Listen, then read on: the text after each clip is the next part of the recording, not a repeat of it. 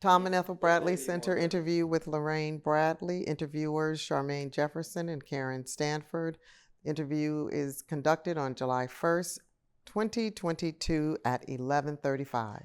So let's begin with you telling us, first of all, welcome. Thank you. And tell us your full name. Lorraine Bradley.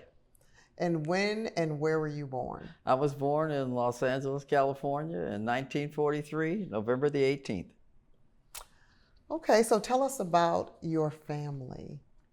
I have one sister who's 17 months younger than I am, Phyllis Jeanette Bradley, mother and father, and a host of aunts and uncles and cousins. And the name of your mother and father?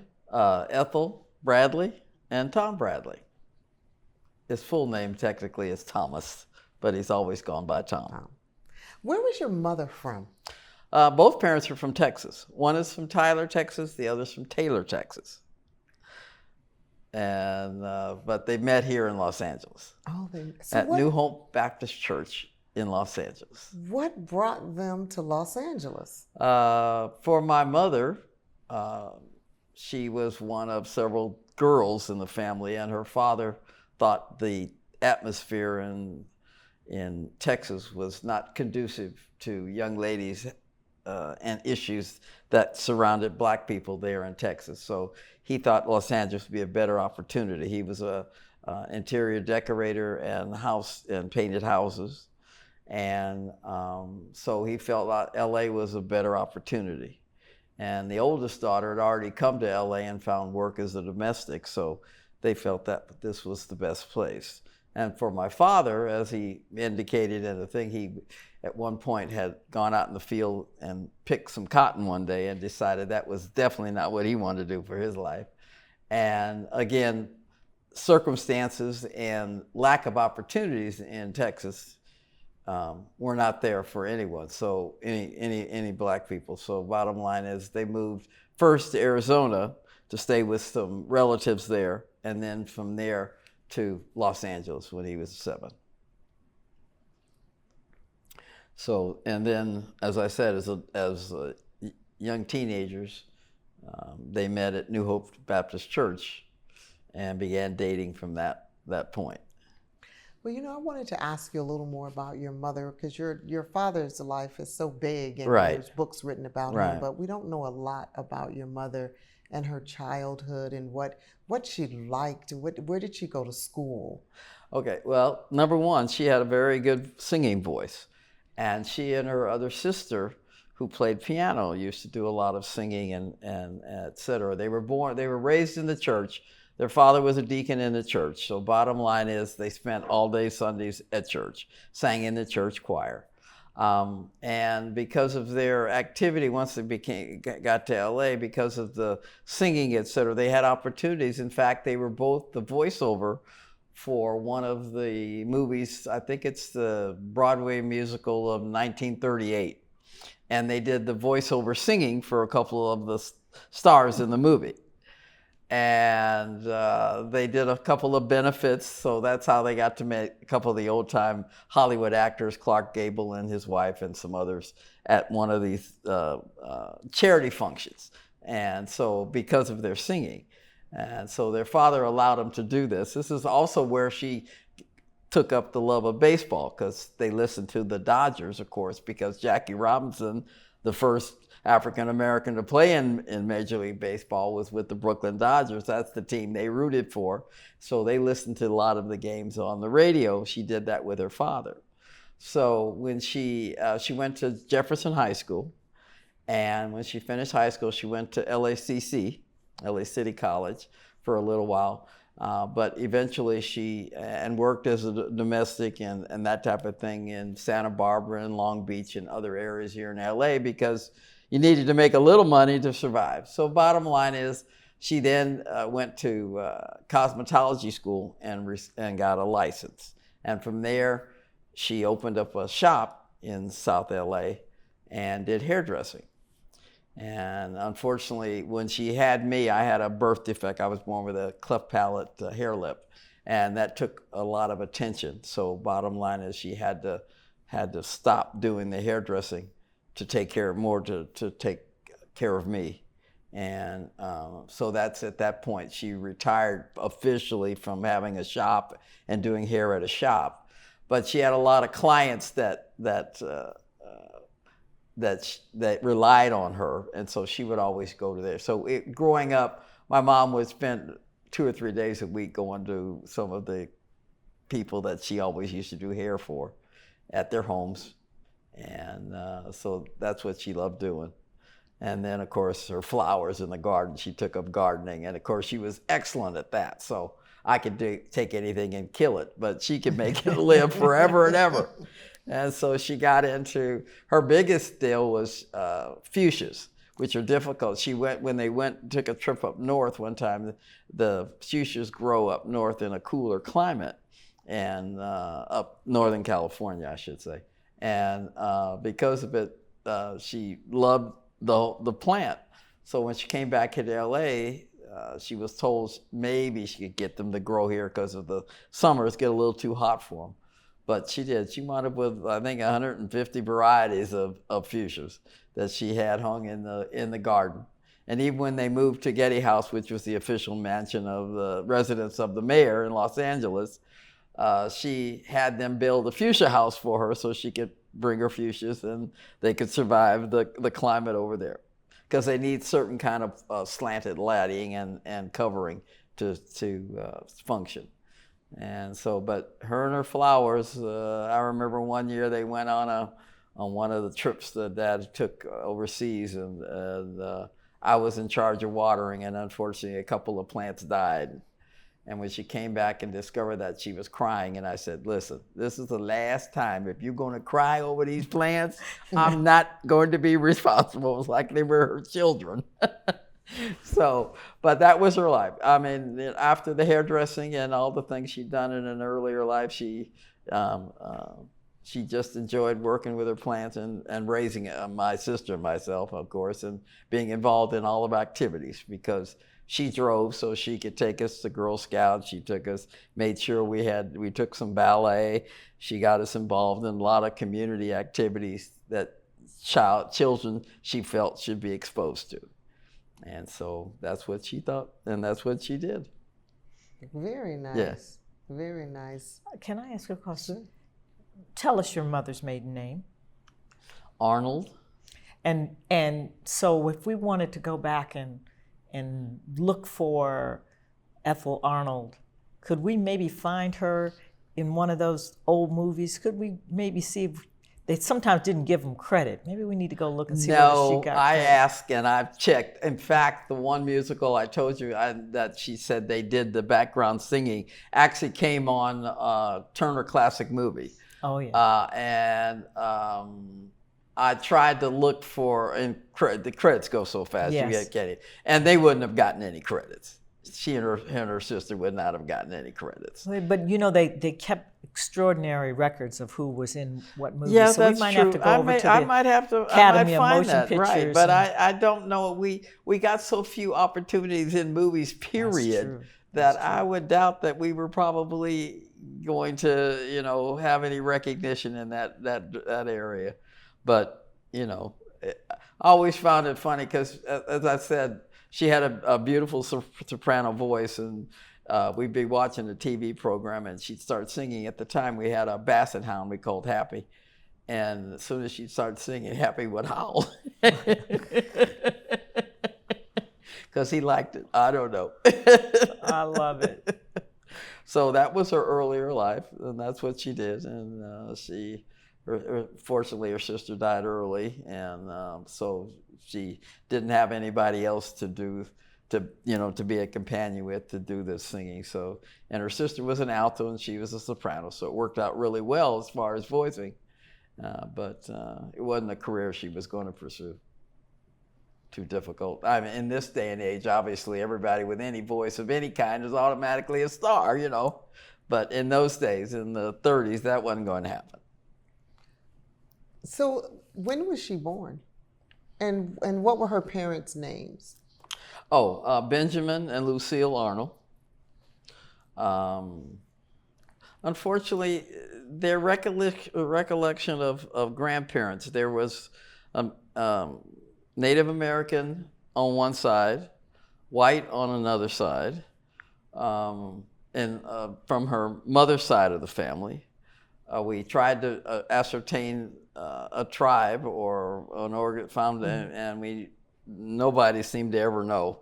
Unfortunately, tracking history for them, survival was their main objective in life, not what was going on before. So we did ascertain that, but we still don't have any idea. She just remembers at some point seeing a grandfather on a white horse with white hair somewhere, and that's her recollection. So it was always difficult. We'd always ask the question, and when we were little, we didn't care. We didn't know about tracing history. If I knew now what we know now, I would have pursued more. I have a cousin who tries to pursue the Bradley era side of the family, and he's found a relative on a census registration of a Tom Bradley in North Carolina somewhere in the early 1900s. But so he's decided he's the family, the Bradley side of the family researcher, but he hadn't been able to come up with too much more than that. So it's like many African Americans here. Where do you trace the ancestry? There is probably a mix of African, of white, of American Indian, and most people's families. Right, right. And you can interrupt me anytime. I just wanted to finish with this sort of your mother's line. And yeah. Did you get to know her parents? Oh, yes. Yes. My grandfather, who we call Papa, and my grandmother, we called Big Mama. And we spent a lot of time with them during our early childhood. Family, in fact, we lived right next door to them. In Los Angeles? Yeah, in Los Angeles on East 57th Street off of Central Avenue. And we lived right next door, as I said. So we got to spend a lot of time with Mama and Papa. And I don't know how it came. In fact, and then most of my mom's relatives lived a block from where we lived. For some reason, we've always been very close in proximity on her side of the family to living near each other. Not so much on Dad's side of the family. We did spend time once a week with my grandmother, with his mother, who lived near the Coliseum when we were growing up in an apartment. But we spent more time in the early childhood because we lived right next door to Mama and Papa, so that's where we spent more time. So the family then moved from Texas to Correct. Los Angeles. Los Angeles, correct. Okay, to be with your mother. To have a better opportunity of everything, education, et cetera, et cetera. My mother is not a fan of 4th of July fireworks because in Texas, there was one day a year that they drained the public pool and put water back in it, and black folks could go to the pool. So there's no big celebration, and was no big celebration in Texas of the 4th of July because, again, they were always second-class citizens is the way they were treated. So, another reason why black folks never learned how to swim. Where are we going? What pool were they going to learn how to swim? So that's why her generation, my mom and dad never learned how to swim. So these young people nowadays have that opportunity because there's lots of programs and they don't have to worry about it. But where they grew up, that wasn't an opportunity afforded the minority of black people, so they never learned how. But she's never been. We go to the Dodger games all the time, and they have fireworks, and she likes them. They're pretty, but it's not one of her favorite things to do that people get excited about because it brings back, not the greatest memories of what they were restricted and what they couldn't do in Texas. So to come to LA and have the opportunity, like as I said, her older sister wound up as a domestic for the movie star Jimmy Durante, and she worked for him for 50 years. Yeah, and so in fact, growing up, I always remember he had holiday parties all the time, and the only people he would hire to come and work the party was my mom's family. So my mom and my other aunt and my two aunts did the cooking, and my dad did the bartending and photography, and they were the only ones allowed to work his parties. And he had always had his holiday festivities, and 2 or 3 times a year he'd have a party, and they would do the party. Again, you get a chance to make extra money wherever you can. My mom used that money to buy things for the house and make it look good, So you always look for an opportunity for extra money that you can use to make whatever life you have for your family better. And that's what you did. And they both did that. So, even when Dad was a police officer, that was where they made extra money. Dad would mow lawns and in the neighborhood. That's how he made extra. Even while he was a police officer? While he was a police officer, yeah. I mean, police officers that. didn't make that kind of money, And so, he had regular hours as a policeman. He worked in the morning and got off at 5 o'clock. We always had dinner at 5 o'clock in the evening at the table in the kitchen, and because he was home. And but on the weekends, he mowed lawns and did things for neighbors or whatever people needed him to do. And sometimes he made extra money doing certain things, and that was one of them. He loved photography, and so it was a good hobby for him.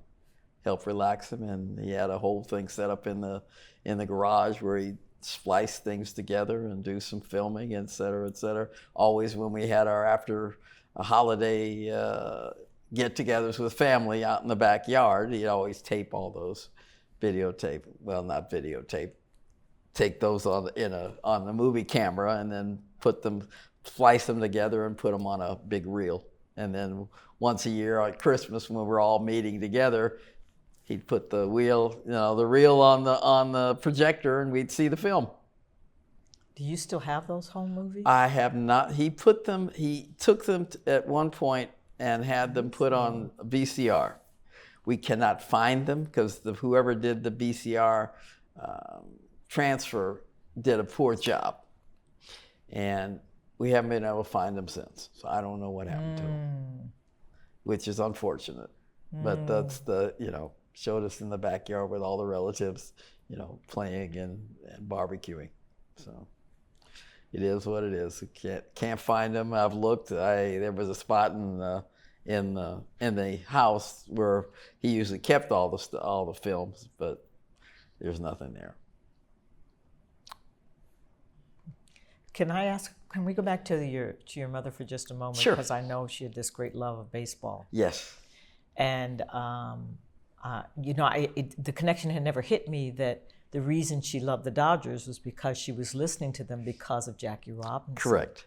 So did she ever have a chance to actually meet Jackie Robinson? Oh gosh, yes, many times. Mm-hmm. In fact, the year that he and Sandy Koufax and Roy Campanella were inducted into the Baseball Hall of Fame, she was there on the field with the celebration and the festivities that went on along with it. Mm-hmm. You see the picture with the three of them and their plaques in front of them, but she was off to the side. So the Dodgers, when they discovered, was such a big fan of the Dodgers and my mom. The owner had her at the time. The O'Malleys were the owners, and Peter was the president. And he and his sister ran the organization. And when he found out that Mom had this love of baseball, wasn't just she was the mayor's wife, she actually loved and understood and loved the game. We got invited to a lot of activities because of that. And when the Dodgers went to all the different playoff games, we traveled with them. My aunt with my mom was doing most of the traveling, but when she couldn't or when Dad couldn't, I got to go. So it was exciting for me. So we got a lot of opportunities there. But she and my aunt, when the Dodgers moved to Los Angeles, it was fantastic because they were right at the Coliseum, which was right up the road from them. So my mom would drive to my aunt's house, who lived right off of King near Arlington, and she'd pick up my aunt, and they'd get the bus, which was the bus stop right there, take the bus down to the Coliseum. And because Mom drove, but most of it in non-rush hour traffic. So she would drive and had no problem with it, but she didn't like to drive with a lot of cars and people, that type of thing. So they'd catch the bus and go down to the Coliseum and watch the game, and then come back on the bus, get home. She'd get in the car and drive home, because we're only talking a mile from her sister's house. So they had a friend who worked for one of the local black newspapers who was not a baseball fan. So she gave him her press pass. So these two black ladies are sitting up in the press box with all the other sports writers, having their hot dogs, their peanuts, and their chocolate malts, sitting there. And because they were two women, let alone two African-American women, they put a curtain up to keep them separated from the sports writers. Mom and my Aunt Hazel didn't care. They were watching the game and they were having a good time. So they got to watch most of the season sitting up in that press box. And of course, the World Series in '59 that we won, we were all there. They sat up in the press box where they've been doing that all season, and we sat, down the right field foul line and got tickets. And so we were there. And then when the Dodgers moved to Dodger Stadium, they bought season tickets. And there was a gentleman in the neighborhood who offered rides on this bus. He, took everybody from the community that had Dodger tickets, and they rode this bus to Dodger Stadium because Mom had never driven over there to know how to get there. So after this first season was over at Dodger Stadium, she then knew the route, and after that, she and my aunt drove. And so they would drive. They had two season tickets, and they would go to all the games. Well, they're getting ready to open up a Jackie Robinson Museum in New York. Yes. And so if she had anything she'd want to share with that museum, what do you think that might be? Is it something he signed, something? Well, she has she has a baseball signed by Campanella, Koufax, Robinson that I have in the cabinet somewhere. Most memories are memories you have here in your heart. You don't look. Nowadays, everybody's got to get a baseball. They got to get this autograph. They got to get that autograph. I don't think they would have even thought about an autograph. You're standing there with the person. You're talking. You're a friend of. Yeah. You got to remember Dad and he were in the same classes at UCLA. They were athletes. Daddy was a track star. Jackie was baseball and football. Bottom line is they interacted, as most of the African Americans at UCLA at the time did. So, and Jackie wasn't even the best athlete at UCLA. Kenny Washington was. And so bottom line is all of these people knew each other from there, went separate ways for a long time, and then when baseball brought them back together, so you're talking old time and old friends. They might not have been, talking with each other on a regular basis, but knew each other. And so that's how that came to be. But, to go out and seek, I got to get an autograph, I got to get this signed and that, then they wouldn't have even thought I think of that. they'll probably love, though, just being able to hear you tell the story of the fact that how she became a fan of the Dodgers was because she was going to listen to the fact that Jackie Robinson was playing. And this is why, during that era of the 50s, 60s, the early part of the last century, late part of the last century, most African Americans were Dodger fans because of it. Because their parents would have grown up with the same issue. You listen to the radio. It's sort of like when they, the fights when Joe Louis won the fight. Same thing. Radio was your only connection to anything, and you were here. You have a person that looks like you, and you know them because of the community, because it's a small community. When it's like the actors in Hollywood that managed to get in film at some point in radio. They lived in the community. Where else could they really live? So everybody knew them. Rochester from Jack Vinny days. Everybody knows everybody because they're the only place they get a chance to live is in the same community you're in. So everybody knows each other in those days. Yeah. So close contacts. So I have a question about your father's family, then his parents. Yes. You said you had an opportunity to know his mother. Yes. What was her name, and do you know when she was born and then his father? I don't know what year she was born. Her first name was Krenner, Crenner, Krenner Hayes. And she and my dad's father were divorced early. So I didn't get to my dad's dad was a Pullman porter. Okay. So when he would come in town, that's when we would get to see him. But that wasn't very often that we got to visit with him. And unfortunately, he died at a very early age, at 50, of a heart attack. So we never got to interact much with him. He always brought us little gifts when he'd come, but that wasn't very often. And as I said, he died early, so we didn't get to have much interaction. So truly, it was his mom raising the family. His older brother, dad, Howard, and he had one sister, and Ella, so 5 of them. And so they moved several different times, but she was a domestic. She worked at various houses. Again, not much work if you're not college educated, and even then you might not get a job, but that was a very good profession. You could make a living, keep your family in housed and whatever. They didn't have a lot of money. He even in his older years, the one thing he always enjoyed doing was he loved Sears, was buying his own, you would think it weird, but his own underwear, and loved shoes.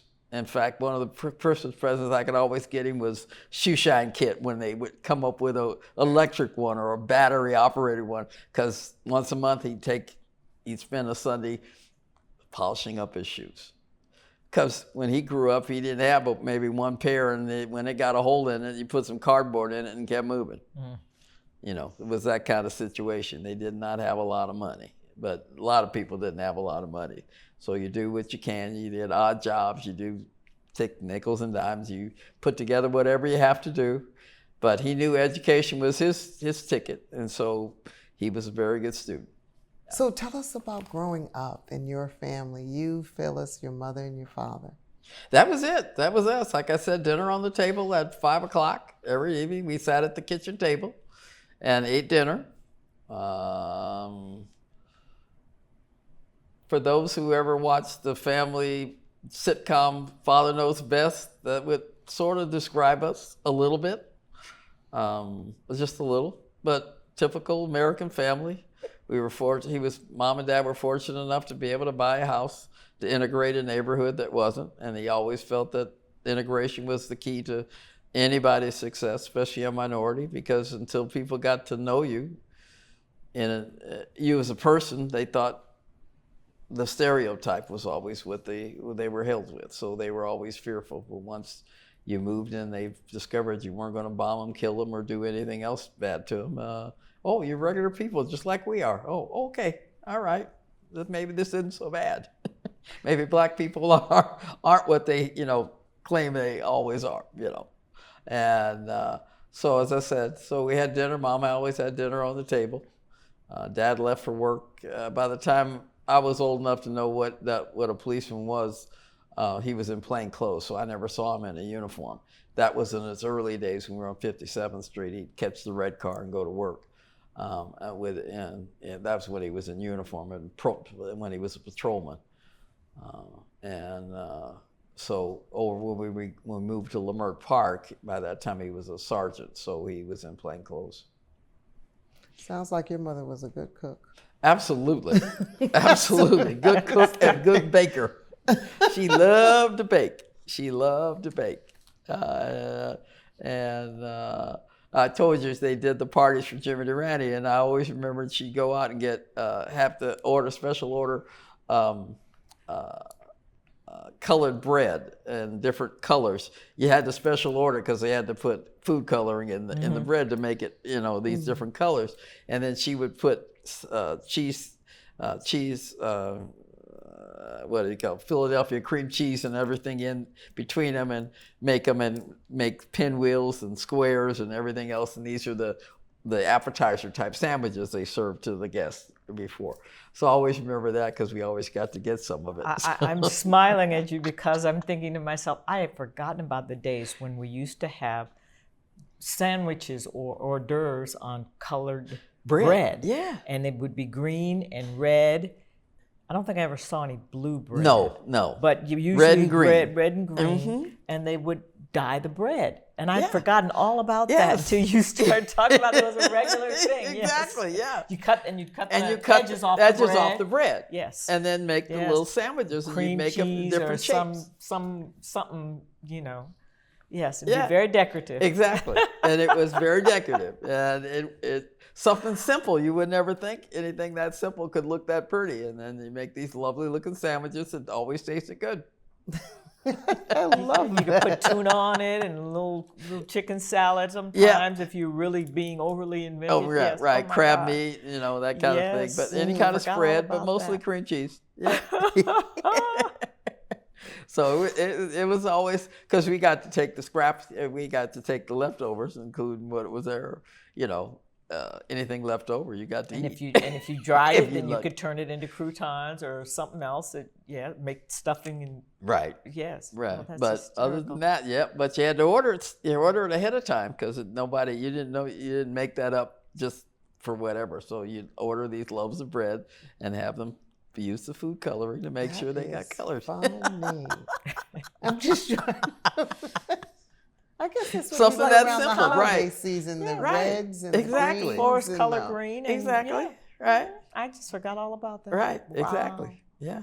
And not everybody did it, so you had to know where you could get it. Well, I want to take us back just for 1 second with regards to your father, because her father had a paper route, and he would get up before school and deliver papers in the downtown area.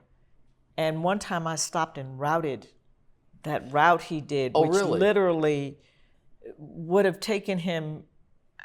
I mean, had to have been some serious bicycle riding. Uh-huh. Because he'd get up and deliver these papers around the downtown Los Angeles area, and then come back home and then go to school. Go to school. Every morning. It fascinated me because he had to have been up at like 5 really early, on right, the bike. Right, just to get out. Because he that was early. covering a couple of miles. Right. On And this this was bicycle during on rain this or route. shine. Yeah. Yeah. Deliver those Delivering your newspapers and then go newspaper, back that's it. and go to school. Yeah. And so we're talking from 57th? From where? Where No, did you live This at would have that? been, they were living downtown.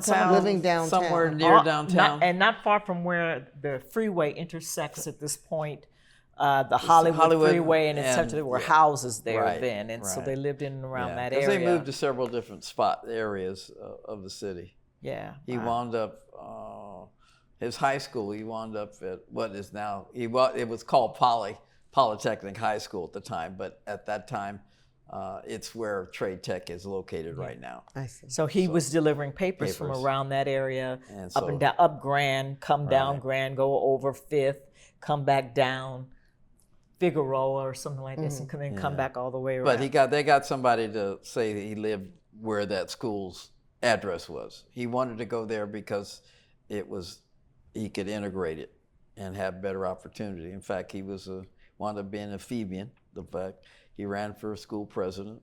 Everybody kept saying he couldn't win. It didn't make any difference to him. This counselor wanted him to take, some kind of vocational kind of program or whatever. And he said, no, I'm going to college, so I need the academic program, which he took. But that's not what his counselor would have put him in, but that's what he put himself in, yeah. Such a work ethic. Your family, Absolutely. your father, your mother, and your father. You're born with it or you don't. I mean, it's like he had the desire and had the will and the wherewithal to do it for himself. Because he basically was the man of the house, even though he wasn't the oldest brother, because of his ambition and his work ethic. And so that's what he wanted to do. Mm-hmm. He just knew that was his path. Nobody seemed to want to those who got in his way just stepped aside because it was what he was going to do. And luckily for him, he was a good athlete. So even in those days, being a good athlete could get you. That's how he got to UCLA. He went on an athletic scholarship. He had played football and run track in high school, and he got an athletic scholarship. And many of the gentlemen that he was on the team with in those days, who were almost all white at the time, used to meet every couple of months and go to lunch. Even after he had his stroke, I remember one of his friends drove him to have lunch with the guys. They used to, even in those days, I mean, for years, they always had a chance to get together, a couple every 2 or 3 months or something, and would go out to lunch and reminisce about the old days. So, but that teamwork and that's a different ethic that you learn when you're part of a group and have to work hard at something to be good. And so those kinds of things that helped him. So tell us about your educational experiences. Primary school, junior high, high? Oh, I went to what was then called 39th Street Elementary School, which was down the street. I went to Main Street Elementary to start with. My mom, the preacher from the church, the school we lived, the area and the school we would have had to go to would have been Hooper Avenue. And Mom and Dad felt I would have a better chance of education at Main Street because it was a little bit on the west side and more integrated, or had a chance to have, there were more African Americans had a chance to get a better education there. It was always about a better education. And so the minister lived near that area, and so they used his address, and I went to Main Street. And then we moved to the west side, which we integrated in Lamert Park, which he had a white emissary actually do the buying transaction. The couple that owned the house, there was a covenant that said you couldn't sell to black or African American or Jewish. And so bottom line is they had a white intermediary in NAACP that took care of the transaction for them. And then we moved into the neighborhood. So at that point, we went to 39th Street Elementary, which is now Tom Bradley Elementary School. And then we went to Audubon Junior High and Susan Miller Dorsey High School. Sorry, both my alma those are the area maters, what can I say? The 39th Street, we could walk 2 blocks to. The Audubon, we could walk 2 blocks to. Dorsey, we could walk, we walked home, but I rode the bus too. The public transportation was right at the end of the block for us, so I just get on the bus in the morning and get on and go to Dorsey. And then from there, I left and went to LACC for 2.5 years. And then I transferred over to Cal State LA and graduated from there. And then got a master's from Pepperdine. What was your major in college? Physical education. Oh, and then Pepperdine? Pepperdine business administration. That's how I was eligible to retire as an administrator in LA Unified. Needed an administrative credential. When you were younger, what were your favorite subjects or reading books? What was that like for you growing up? Be honest with you, I was a good athlete. So that was what I loved doing. Playing out in the during recess. I mean, I was a good student. Don't get me wrong. I liked a little bit of art, but I wasn't very good. I loved music. Again, I took piano for a lot of years, but that was privately. I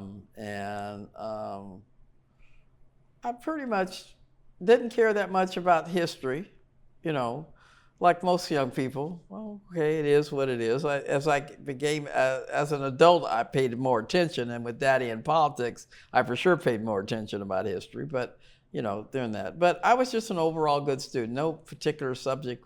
I didn't have a particular favorite subject. I would just like to do whatever was taught in school. And as I said, I wasn't a brilliant student. I was an above average student, and that was it. And so what sport were you involved in? Pretty much everything. I'm in the Athletic Hall of Fame at Cal State in volleyball, badminton, and basketball. I would have done softball, but they didn't have a team. So unfortunately, I came along in a generation where we didn't get the exposure. I never got to learn any of these skills as a young person because we didn't have any programs for girls, number one, and for sure not for African Americans. Out in the Valley, all these kids get to have all these programs so they can learning how to shoot a basketball, how to hit a volleyball, how to do all these things. I had to learn all those things as I participated in the sport because I didn't know anything about them. And because I didn't get any early exposure. The only exposure I had one summer, I signed up, Mom signed me up to play at the park to learn to be tennis player, to play tennis. And I remember I missed the first lesson, so I never learned about hitting a backhand properly, but I learned how to do everything else. And because I had some speed, I could do that. So I remember at the end of the session, they always had a tournament. And I won the tournament. And I remember this gentleman coming up to me asking me that, this was in the 50s, would I like to, do this, at a more permanent basis to play tennis? I had no idea. I said, I want to do other things, so no, but thank you. If I had known then what I know now, I might have become a professional tennis player, but I didn't. So everything for me was because I enjoyed playing it, and I was fairly good at it, and so therefore I did it. But if I'd had some training, I might have been even better at one or two specific sports. But again, I played whatever was out there because that's all I knew how to do. I learned how to play badminton. Somebody showed me how to do that. And when you're growing up, you play badminton in the backyard. They put up the net, and you just think you have to pop that up and do everything. And that's what I thought it was until I learned, no, it doesn't look like anything like that if you play competitive badminton. And so I learned how to play. And so somebody taught me at school. And from then on, I just played. I was fortunate enough, I have to say I was a good athlete, so I picked up a lot of things. But if I'd had some training in any of these, gosh only knows, that's how these people become Olympians and become good at it. Somebody discovers they have a knack for whatever sport that is, and they train them. And that didn't happen in my generation. You just did whatever, and if you were good, you participated wherever you could. And there weren't a lot of activities. Now you have all these tournaments and all these events and all of these camps and all of these clubs that you can belong to. That didn't happen in my generation. In fact, under Title IX, heck, we didn't even get, that I was in the first group that had the umbrella of Title IX. And I can remember when I was at Cal State, the one year we were going to register, doing pre-registration. And of course, the football, all the athletes, the male athletes, they registered them early for their classes so they could get in classes. And my question to whoever administrator was asking me they wanted the girls program athletes to help do the registration. And of course, my question to them, okay, does that mean that you get to register us early too? So we get whatever classes we want? No, that wasn't on the agenda. I said, well, then I guess we won't be helping you do what you want. I guess we won't be helping with registration. Oh, okay, never mind. You guys can register too. And that was the first year we actually got to pre-register, just like the male athletes got to pre-register. So, if you don't speak up, you get nothing. That was the tradition. The girls' athletic program registered the boys' athletic program. And yet we got no recognition. I can remember my dad was the coach of the basketball team. We were running a tournament, and Dad saw to it that somebody brought bottled water for us to drink during the competition, and brought some oranges, and they got them cut up so we'd have some energy. We had nothing. They never had anything. We never got any special treatment when you play in an activity. You played the sport, that's it. You got dressed in uniform to play the game. At the end of the game, you went down to the locker room, changed, dragged yourself, and went home. That was it. No special recognition, no special treatment, no nothing. And the coach remembered it was one of their fondest memories. Oh, yeah, I remember when he was a councilman. I remember your dad's the one that got us, oranges and bottled water. Because he thought it was appalling that you didn't even have those basics. And he did and that here for you you were while competing for the school, not for our own self, for the school. The boys' programs got all that stuff. And he did that for you while he was a councilman? Yes. Wow. Yeah. Because he heard that's what happened and that we didn't have anything, so he made sure we got something for that. Did you get any pushback being a girl athlete? No. So you were such a natural athlete. Right, I was. So, and again, nobody thought we were anything anyway, so what were they? We're no threat to anybody. Oh, it's the women's program. And only because of Title IX that we got anything. If there hadn't been Title IX, we wouldn't have gotten to do anything except play, some recreation just because you wanted to play. I mean, we competed against other colleges and other programs because of Title IX. Without it, we wouldn't have been able to do that. That's as simple as that gets. And so, no, we were no threat to anybody. Like I told you, we barely get basics. If, it's like when I taught, you don't get any equipment. I mean, okay, we had basketballs to play basketball. There wasn't any extra equipment. We practiced in what the uniform of the school was, some shorts and a blouse. Okay, that was what we practiced in. We did get a uniform for the game, one uniform. That's it. The boys program got how many uniforms, how many changes, how many this, they got trainers, they got this. There's no such thing as a trainer. You got hurt. You got hurt. You better figure out, you just heal on your own. I remember one year I was running up and down the basketball court and I pulled the calf muscle. And I couldn't play for 2 weeks. Just had to have nobody gave me any treatment for the calf. Nothing. There were no such thing as athletic trainers. So, it healed on its own, and after a couple of weeks, I was able to run on it and go play again. We got, no. Like I said, you had that uniform. You took it home when you washed it. Nobody was there washing it for you. You're lucky you weren't washing. You're lucky I even got one. I was going to say, you're lucky you weren't washing the boys' uniforms too, exactly. right? But because of Title IX, we at least got to compete. And of course, the programs then got better and better and better. I can't say that how we decide and treat whatever, we do the same thing now that the men do. It's not about the competition. It's about how much you're going to make when you finish. And it's not about everybody getting to compete and have a good time. And sportsmanship is the key. It's called winning, whatever. I can remember I also coached at Hollywood High School. Several coached volleyball, girls volleyball, basketball, and softball. And I can remember we played one of the other high schools in basketball. And my girls in the area I am, mostly Hispanics, girls were supposed to go home and take care of all the other kids, wash and clean and stuff. So playing in that sport, not something that they were allowed to do.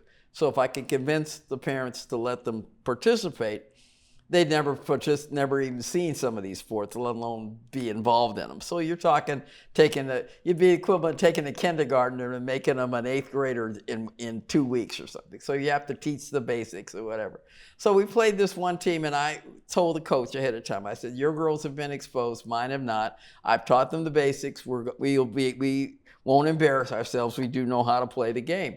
I said, but we're not very good, and I only have a handful of kids. So once the score is run up, which it will be because we aren't that great, I expect I know you need to play your girls because they need experience too. I said, but second half, when it's all run up, you need to take your starters out and put your subs in because you have way more kids than I do.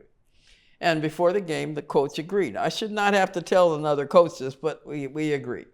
I'm sitting on the bench, and it's the second half, and he's still got his starters in, and they're running up scores. They're, leading us by 30 or 40 points. And I stood up, and I hollered over to the other coach. I said, Coach. And at that point, he realized, I forgot what we had talked about. And then he substituted his girls. that's what I call sportsmanship. I shouldn't have had to tell anybody that, but that sort of thing has gone out of athletics, both for men and for women now, and that's the sad part.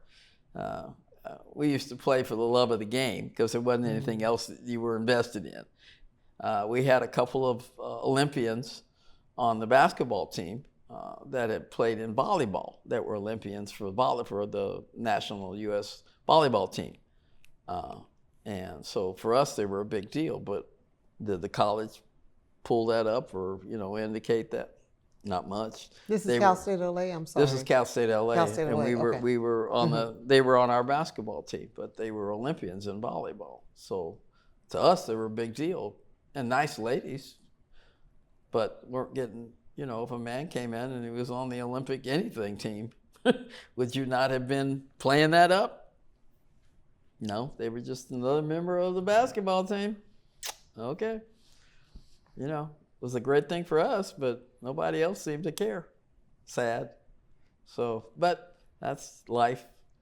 But I went through and I had a good time and enjoyed the experience, all the experiences I had. I wouldn't give them for my body, unfortunately, has paid the price. But other than that, I had a good time. Yeah, but you're still a good athlete. Yes, I am. So tell us about golf. Oh, I do play at golf, and I enjoy at golf. And where do you play? Right now, I play at Almanza Court in Alhambra, mainly because the people I played with live out in the east part of Los Angeles. And so one of the couples lived in Hacienda Heights, and in order for all of us to come together and play with each other, which made it more fun, that was one area because it's 18 holes. When I first learned how to play, I played on what they call par 3, which are smaller courses, and that you could do. I went to Los Feliz near Griffith Park and out in West LA and several other places you can go to play. But golf to me is something I want to play with somebody else, and I don't have anybody else that I know of that plays except my friend who lives in San Gabriel. So if we go to an area, sometimes she'll come over to West LA and we'll play at Rancho. And then, but once the pandemic hit and other physical ailments kept us from walking in the smaller 3-part courses, we settled on Alhambra. So I play there a couple of days a week, have a good time, because that's the key, because I'm never going to be great, not joining the LPGA, so we'll just play. So that's the only way I keep in shape now. Going around hitting a little small white ball. So Lorraine, tell us your grandfather's name on your father's side. Lee Thomas. And he was born, oh, well, he would have been Texas? born in the late 1800s, right? Really? Okay. Because, well, maybe not. No. Daddy was born in 1918, and he's the second. So probably maybe the early 1900s. No, Does your family have photos of him? No, the only photo I found was the one where it's his mom, dad, the oldest, and daddy's maybe 8 or 9, and she's got the youngest son in her arms. Is that the one when your father's in the suit? Yeah, and it's taken in front of somebody's front porch. Yeah, and that's the only piece of film we had. Again, probably the problem is, nowadays everybody takes photos of everything. In those days, if you had a Brownie camera, that was what it was called, you might take some photos. And then you had to go through sending it to somebody to develop them, et cetera, et cetera. We never found very many at all of any of the family members, which is unfortunate. I remember we found a photo of her father's schoolhouse, first schoolhouse. We found it in a newspaper for that brief period of time when they were living in Arizona, if I'm not mistaken. Oh So it might be something I'll get to you at some point. Yeah, with his interesting aunt. to see that, and I His think two there's a aunts, class picture, and so you can see him in the class picture when he's a little boy. But unfortunately, in the archives, if anybody has photos, the different corporations keep archives in foreign countries because it's too expensive to house them here. So when the ladies were doing the documentary, they had to pay for most of the filming, and most of the pictures they collected were from archives from various print organizations, but they were all kept overseas, which was surprising, but it's called cost. Cheaper. So Lorraine, can you tell us about your relationship with your sister and growing up with her? Well, we stayed we had a bedroom together. We slept in the same bedroom, 2 twin beds. And one of our fondest things was, at that time, Helm's Bakery used to come in the neighborhood with the fresh donuts. And so if you had a quarter, you just, as soon as you heard the familiar song tune that they played in the truck, I can remember gathering our little quarters, a little money, and running out to go get our fresh donut from the Helms Bakery, man, because they were freshly baked donuts. And we did a lot of things together because, as I said, we stayed in the same room. So we were roommates, and that worked out fine. We did a lot of things together. She was a grade and a half behind me in school, so we never had the same school interest. We rode our bikes together up and down the street and around the neighborhood. Our skates, we skated, etc., around the neighborhood. I remember that's the reason why I have one of the scars on my knee, is because we were skating down the sidewalks, and all the neighborhood kids, and we played kamikaze, and the group was coming this way, we were going the other way, and at the last minute I got out of the way. It fell on the lawn of the neighbor's house. The only problem was it was the lawn with the sprinkler head on it. So I cut my knee, and so Phyllis ran home and got Mom, and came back and bleeding all over the place anyway. And so we had to wait till Daddy got home so he could take me to the hospital, because he's the one with the insurance card to take care of me. And we had dinner first. Had dinner first. Because was it my fault I'm in this situation? Yeah, and I wasn't going to die from this wound. So that's what it was. And so I went, he took me there, and I got a bunch of stitches, and then I couldn't do anything for 2 or 3 weeks with this bandage and everything on my leg. But our fault for doing this down the street, which we ought not to be doing. And anytime we did something we weren't supposed to, I remember the time Daddy was painting the house. He liked to do a lot of handiwork and stuff, and so he had some paint because he was painting part of the house, and he had specifically told my sister and I not to go out into the garage and mess with the paint. Well, of course we did. And of course, did the can spill over white paint on gray asphalt? Not a good look. And then we sat there with turpentine trying to get it up, and all you did was smear one more white paint on it.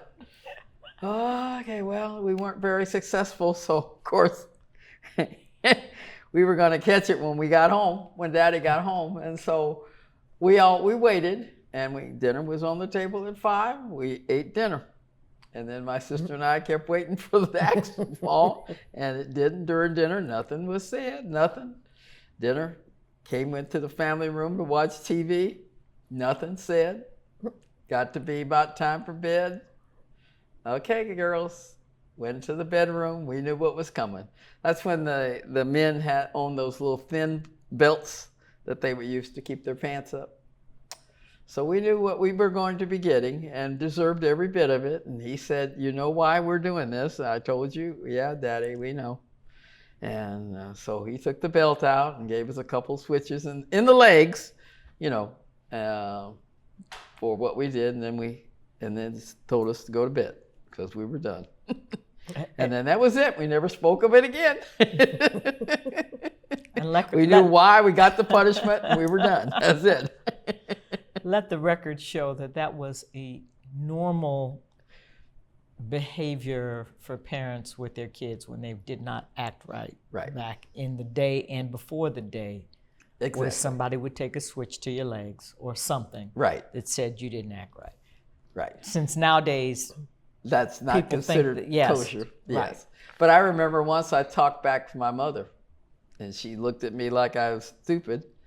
and I still stood up like I had done anything wrong. I just remember running.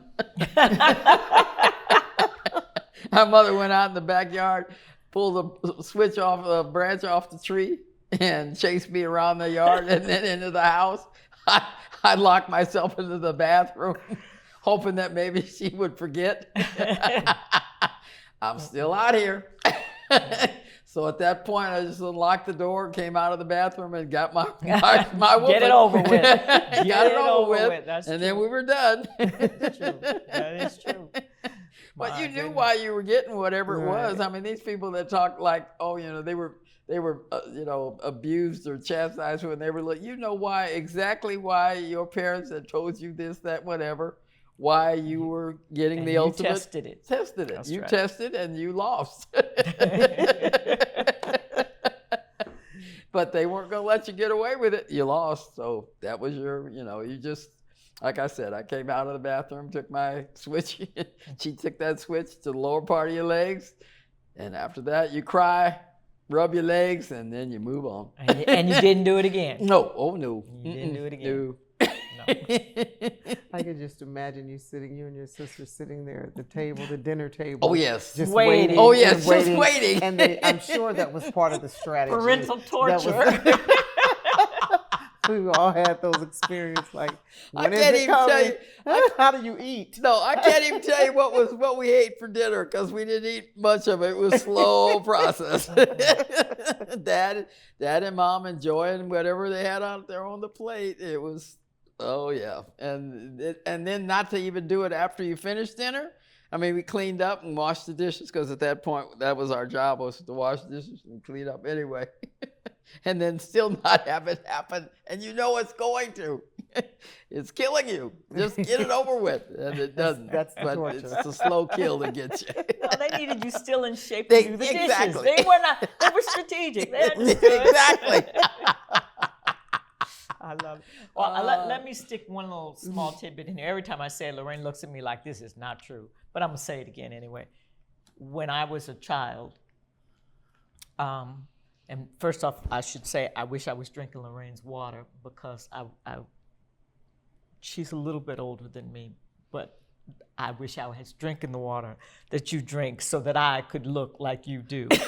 And she was my babysitter. I wasn't a baby. I was in like elementary school when Right. we were living on Burnside off of Washington. And my mother worked for the police department.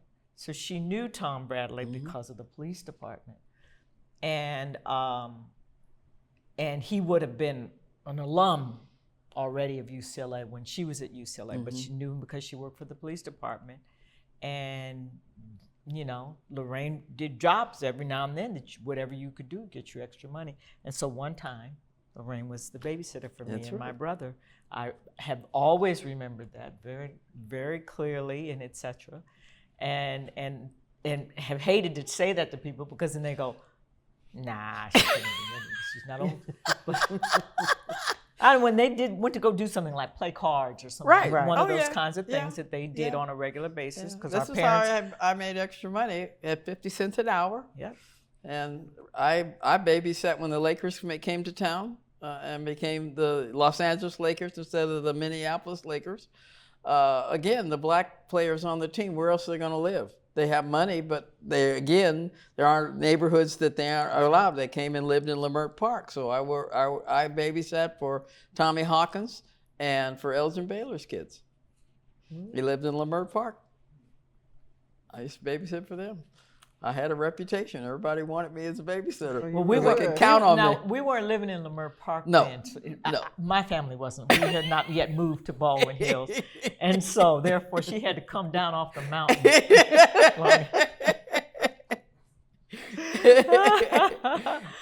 But still into the neighborhood that blacks had barely Right. started to integrate That's right. because Burnside and Washington. I went to Burnside Elementary School in Burnside and Washington. Blacks, Jews, Japanese, primarily Japanese, lived around each other. There were few Caucasians who were not Jewish still there, but for the most part, that was that slow integration. Yeah. And so in those days, particularly for blacks, Japanese, and Jews lived together Yeah. because we couldn't live anywhere else. Right. And so the issue of integrated and diverse neighborhoods Right. was happening. So when they start diversifying Leimert Park, by the time my family moves into Baldwin Hills, it was for the exact same reason. Somebody had sold a house to a black family. Actually, it was Judge. It was Judge Jefferson, Oh, no yeah. relation, Right. sold it. And the woman my family bought the house from was outraged and put her house on the market Right after. right after at a, sellable price. And my father, who worked in Watts, said, got us this house. That's And right. we moved into it 3 months before the Watts riots. Mm. But yeah, so Yeah, that's true. I just had to get that other bit in about her The other babysitter. jobs. And she was my babysitter. It was one of my many jobs that I did to raise a little money, to do things. Like I wanted to buy a car, so my uncle sold me his Mercury, 55 Mercury, for $300. Well, I had raised all that for my babysitting, so I could pay it. I couldn't afford to keep the car running if it broke down, but I could buy it. So, I mean, those are the small things. And I remember going to college every summer, I had off. So I worked for the telephone company, DWP. I learned how to type in school, and it's one of the courses, and I was very good. So That's right. It was a I required could type course in those 70, 80 days. words a minute. So I was very good. So I could get a job doing that over the summer almost any place. And so that's what I did. They paid a little more than babysitting, so it was good. Did you experience racism growing up, or gender? You mentioned gender in terms of gender bias in terms of sports and athletics, but was that an issue in your life? Not in sports, But just but generally. in the neighborhood. When we first integrated Leimert Park, we were the only kids in the neighborhood. They didn't know that the family at the end of the block was actually black because they were light, so they thought maybe they were Jewish or something. But the Smiths lived down this, but they didn't have any kids, so nobody ever realized that they were probably African American. But but we were the only first kids, so of course we met the children on the block who were influenced by their parents' prejudice, not theirs, but kids grow up with their parents' prejudice. And of course, we were not treated well.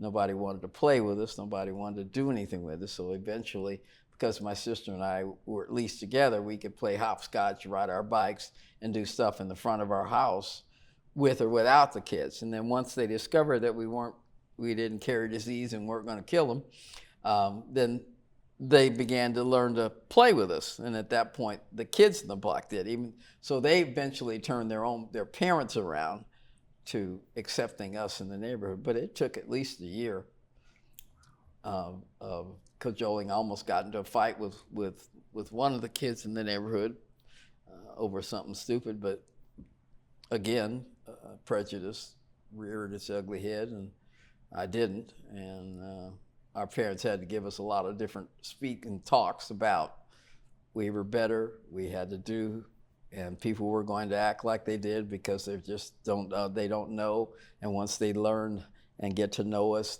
it will take care of it. Things will be better, and they did get better. When I went to the elementary school, I didn't experience any outright racism. One of my teachers I had in the 4th grade, I think, my mom picked me up once a week to take me to piano lessons, and I was waiting for her out in the garden of school. And so she got out of the car because the report cards had just come out, and she went to ask the teacher about my report card. And I might not have been the brightest student in class as far as my parents were concerned, but I would not ever misbehave in class. And this lady gave me middle of the road comments, or that's when they gave you your behavior. They gave you checks for your satisfactory, terrible, et cetera, et cetera. And this lady hadn't given me good reports on my classroom behavior. And my mom went to question her about this because she said, this can't be my daughter that you're talking about. And the lady made up some story about my behavior, and my mother So apparently my mom and dad must have come home at night and discussed this, because the next morning I'm out on the playground. I'd ridden my bike to school to play checkers or whatever it is at school, the after school program that they always ran. And I looked up and my mom and dad were heading to the administration building of the school. Again, I didn't know what was going on. And when I got home that evening, I was told that I would be going to a different class the next morning. At that time, you had A and B graduation, so I was in 4B, which means I was in the second semester of the fourth grade. So now I was going to go to a ladies' class that was 5A instead of 4B. So they wanted to tell me, that, and the teacher was expecting me, and they didn't really tell me why, but something about the fact that she had given me these bad marks in my classroom behavior, which wasn't right, didn't seem to be appropriate. I got my revenge somewhat in the sixth grade because that same teacher was my sixth grade teacher, and I could do no wrong. So, but again, people say and do things that they might not normally do. Obviously, the lady was chastised, wasn't fired for it, but the principal had to call her in and tell her that I was being moved and why I was being moved and why the parents thought it wasn't appropriate for what grade comments that she had made about my behavior. That was the end of that. So, and I think we had a handful of blacks at the school at the time. It was mostly white and a few Asians. And other than that, never seemed like my best girlfriend was Jewish, and so I learned about Jewish holidays from her because the fasting and all that stuff that went on. So you get a cultural experience in the environment, which is what you want your children to have. So because the neighborhood did become more integrated, you learned about more cultures from more people. So it was good. What year did your family move to Baldwin Hills? No, it wasn't Baldwin. It's Lamert Park. So Lamert, you never... Baldwin Hills is the hills above us. We didn't move there. The houses there were a little more expensive. Okay. Opposite side of Stocker. Yeah, it's the opposite side of Stocker. No, we lived in Lamert Park, named after a developer and a person who was the most outrageously prejudiced person you could ever be, yes. But they named the development after him, and et cetera, et cetera. We're still living that down now. But we were on 39th and off of Wrightwood, which is now King. It'd be the equivalent of 8th Avenue if you were talking logistics. But as I said to you, that was the neighborhood that my mom and dad could move to, that they could afford a house. I would think they paid $25,000 for the house at that time. And that was the only place. They had looked farther in the area in the West LA area, West Angeles area. No, not West Angeles, I'm sorry. West LA on the other side of Adams. They were some areas that had black families that lived there. But again, the houses were a little more expensive in those areas than mom and dad could afford. So they had saved up all those years to be able to do this. So that's what they, had planned on doing. And they found this little home in Lamert Park, and that's where we moved. When your family moved into View Park, do you remember when that was? Oh, that was when Daddy left office in '93. Oh, okay. When he left the mayor's office, they moved to a group of supporters felt that the mayor should have a residence to entertain foreign dignitaries, especially because people wanted to come. And Daddy was very popular. And so they finally found this home in the near the area at the end of Crenshaw and Wilshire, and belonged to the J. Paul Getty Foundation. But that was the Getty house. That was the Getty house. So when they lived there in 1977, they moved into that structure, and it was the mayor's mansion. Well, when he retired in '93, he wanted to move back downtown in one of the high-rises, and Mom said, I can't do my gardening in the high-rise, so we're moving back to the neighborhood. So she and I spent days of the week going out in various neighborhoods trying to assess where they could move. in a house that they wouldn't have to start from scratch and repair or rebuild, and that would be satisfactory, and Mom could have enough yard to be able to do her gardening. And so we spent many times going from place to place on trying to look at homes and deciding whether we were, if we could buy. And then just so happened this one home in View Park came available. Our realtor took us to the house, and as soon as Mom saw it, she fell in love with it. And the couple had just remodeled it, so we didn't have to do anything to it. They had they owned a couple of McDonald's franchises, and so they were moving up the hill.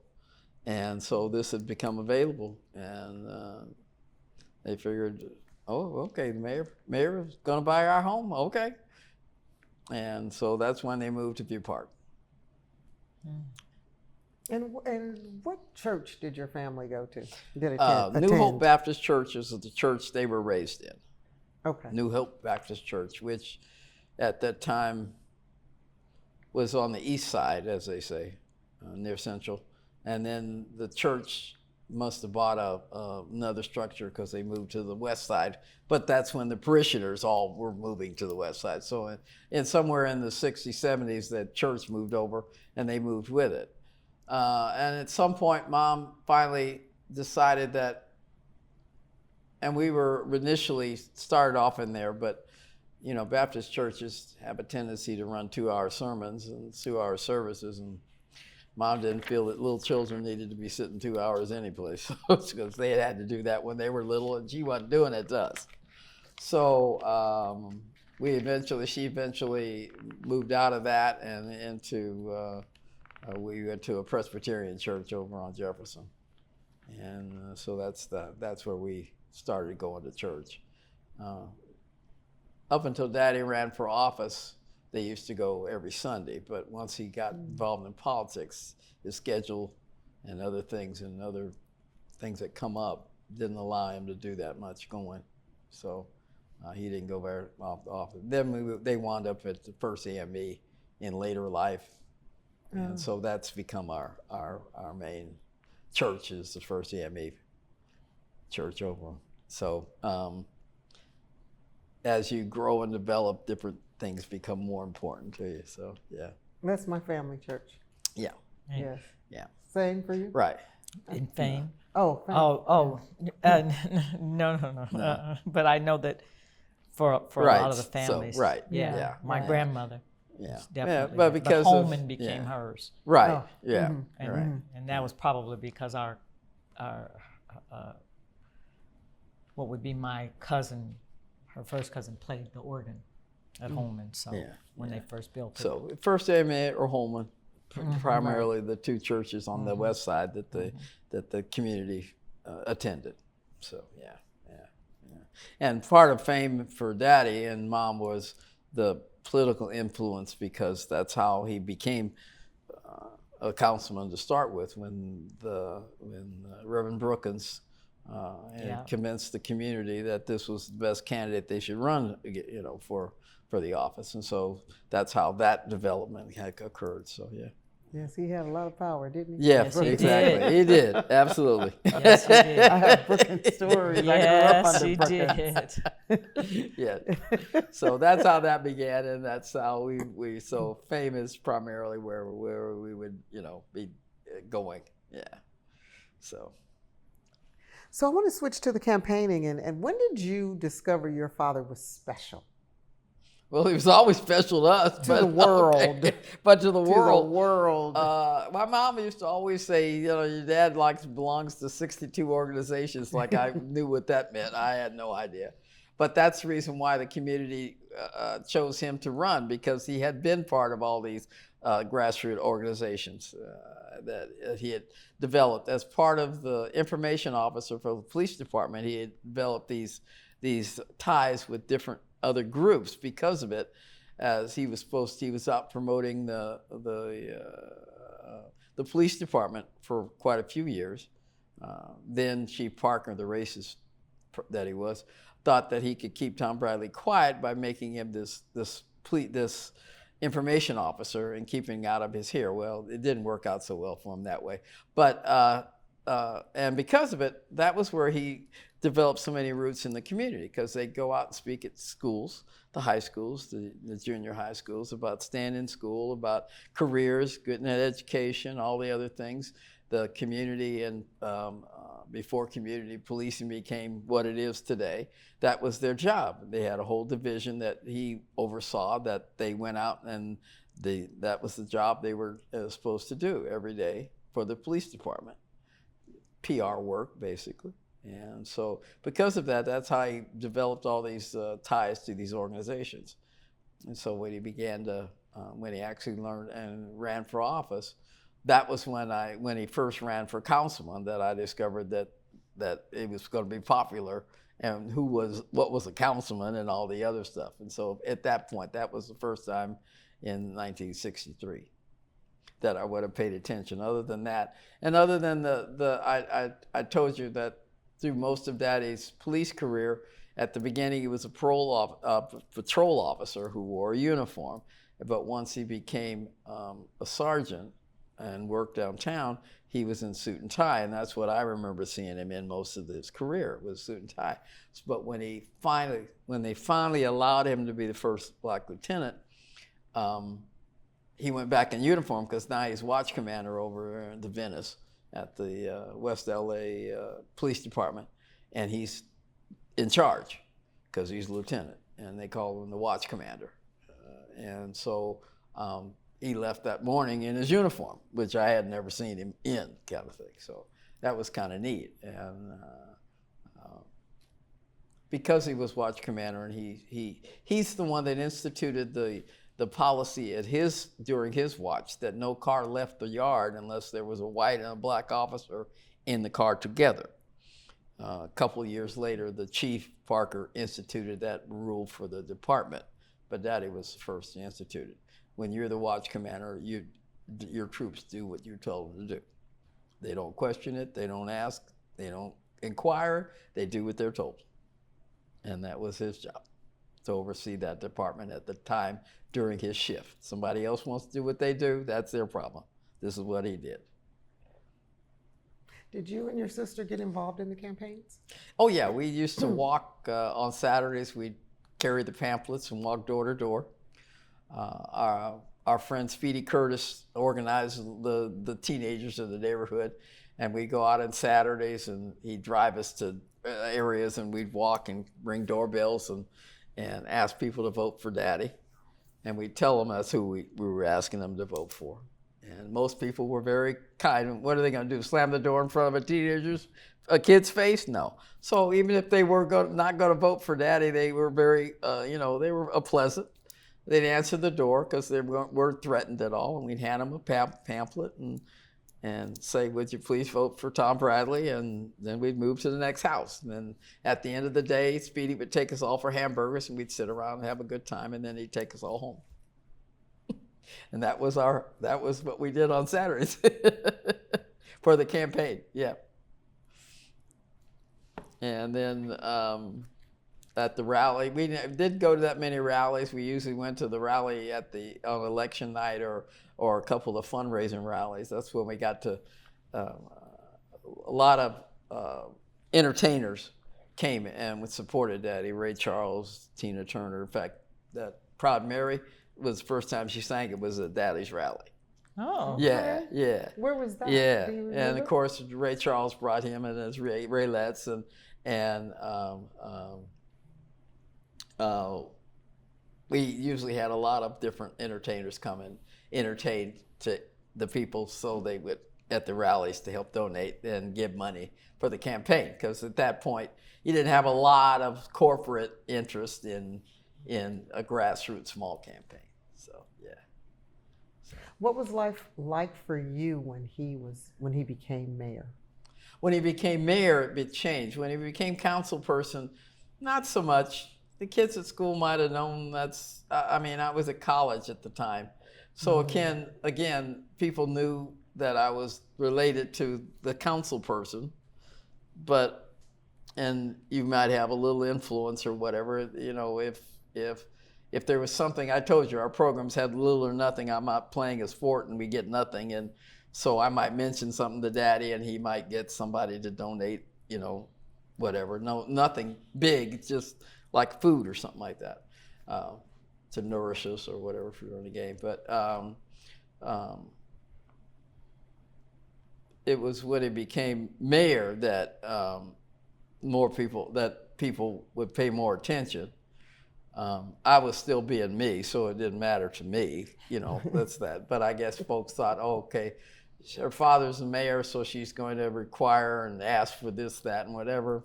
Nah, I've been thinking, nah, as long as you treat me fairly, I'm okay with whatever. I work for LA Unified School District. What else am I going to get? It's not like I want to have you build a new school for me, so okay. So I obviously I had more interest, and I probably got away with a few more things than other people might have gotten away, but pretty much it was fairly normal. I remember one time one of my students said to me, I wanted to know why I was teaching. Your father's the mayor. You have a lot of money. Why are you teaching? I said, I don't have a lot of money. I said, my dad may have, but I don't. That's why I need to work. But he was shocked that I was still working. But that's kids. They think that somebody in a high position or somebody famous should be, multi-rich. And so he just couldn't understand why I was in this school teaching these poor kids.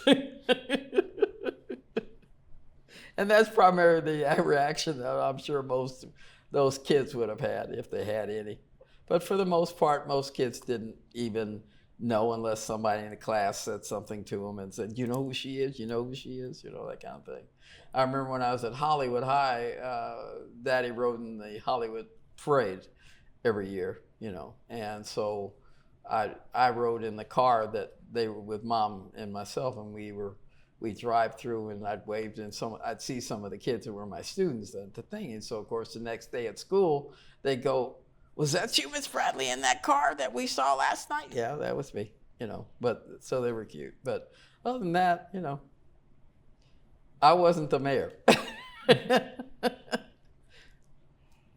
So, and I never asked for any particular favors to be done for me because I was the daughter of the mayor, which is probably why people said, oh, okay, well, she's a regular person, so we can treat her that way. What about for your mother? How did her life change in your relationship with, I guess, both The parents? thing that changed most for her was sometimes the demands for public speaking. My mom was not that type of person. She could talk you to death and tell you anything and talk about any subject you want to, but she wasn't comfortable doing that in a public forum. And so everybody thought that she's the mayor's wife. She ought to be out there doing these speeches and doing this thing. And she would inform them, I am not the mayor. I am the wife. I am not supposed to be able to have to do these. I will show up, look pretty on the arm, and do what I'm supposed to do as the wife of. But I am not the politician. So other than that, she probably marked 100 ballots every election because everybody would call her and say, okay, Ethel, who's running and who should I vote for? And she'd give her recommendation and they would follow it. So I'm sure she probably marked a lot of ballots for people in that regard, giving out information. And that's probably what she did. They would call, get information. But Mom loved going to the Dodger games. If there was a Dodger game scheduled and there was a special event scheduled that they would like her to go to, they had to clear it with her first to make sure she was willing to give up the Dodger game, because that didn't happen too often. In fact, the night that Bobby Kennedy was shot, they were supposed to be at that event. They would have been in the kitchen when Sirhan shot Bobby Kennedy that night.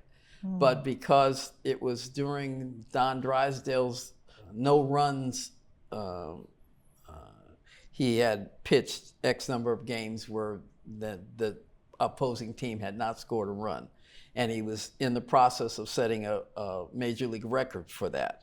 He finally got to 58 innings where nobody scored a run, which was at that time a new record. And so he was pitching. So Mom wanted to go to that game or hear that game. So Daddy said, okay, fine, then I won't go to the rally that night.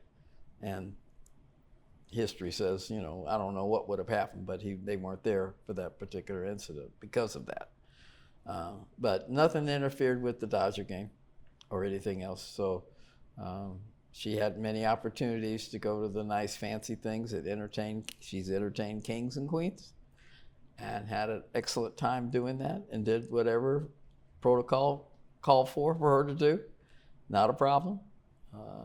As I said, she was raised and had some familiarity with famous people, having done the parties, as I told you, with Jimmy Ratty. So, and early part of Hollywood. So she treated us like that. But people couldn't believe how down to earth she was, and that's what she was.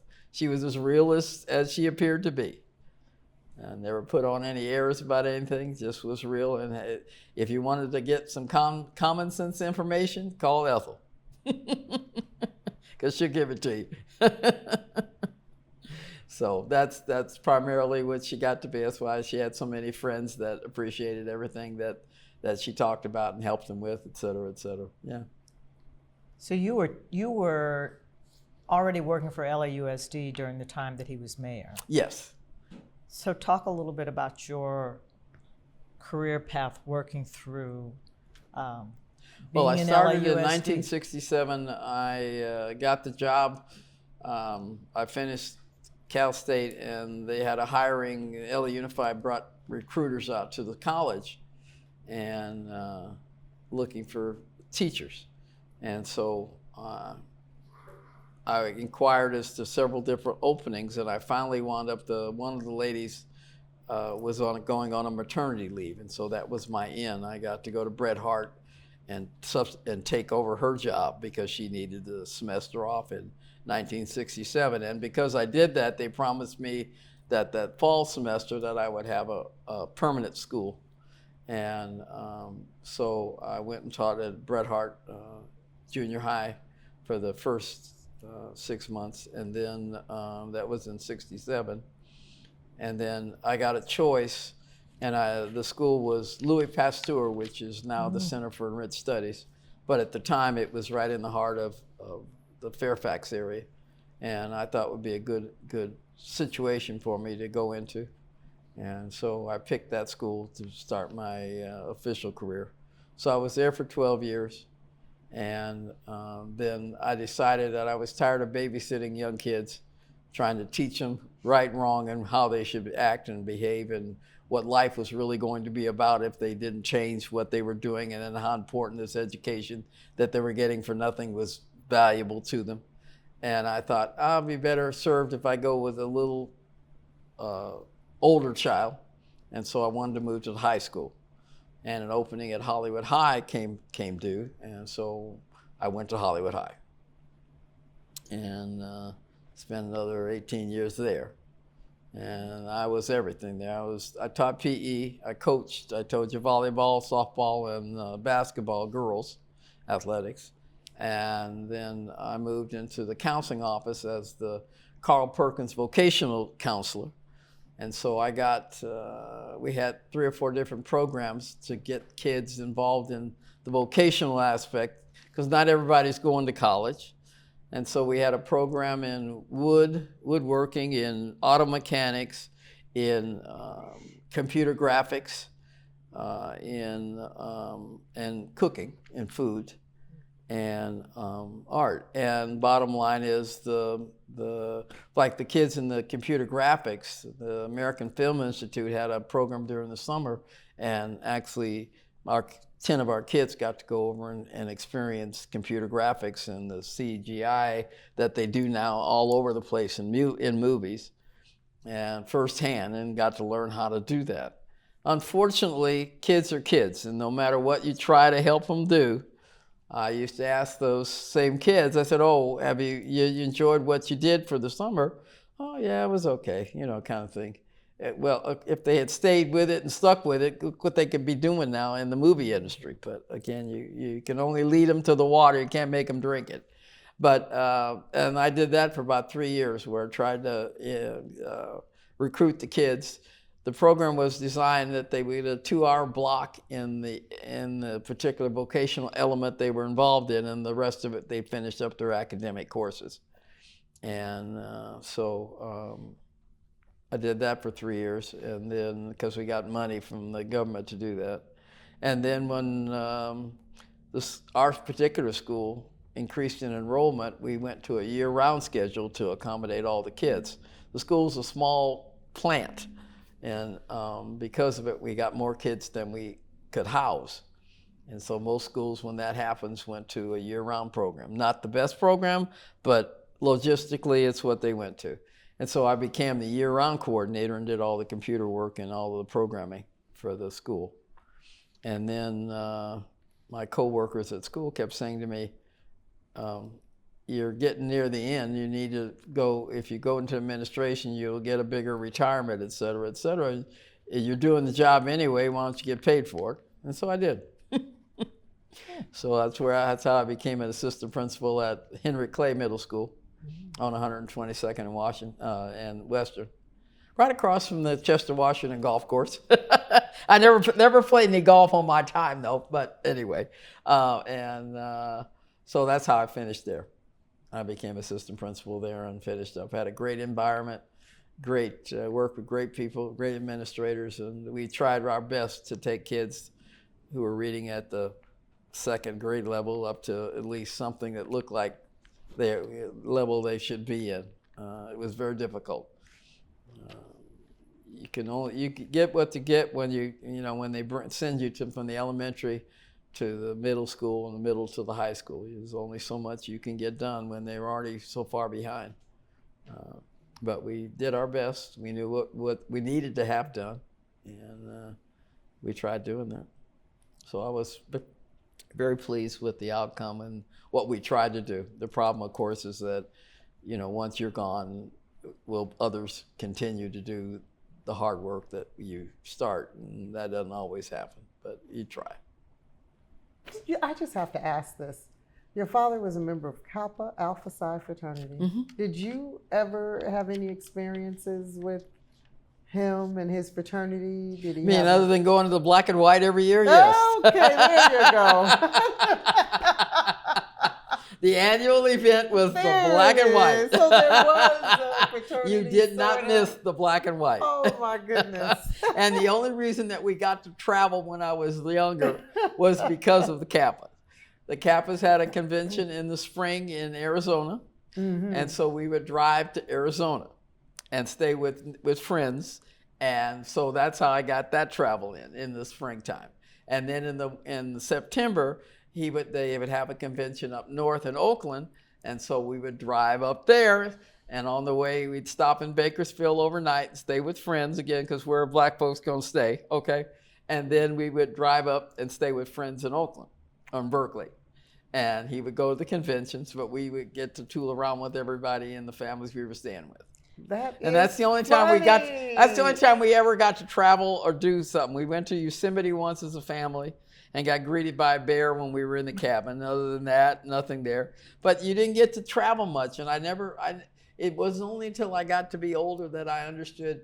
My mom packed a picnic lunch for us every time we took a trip, especially the springtime trip to Arizona.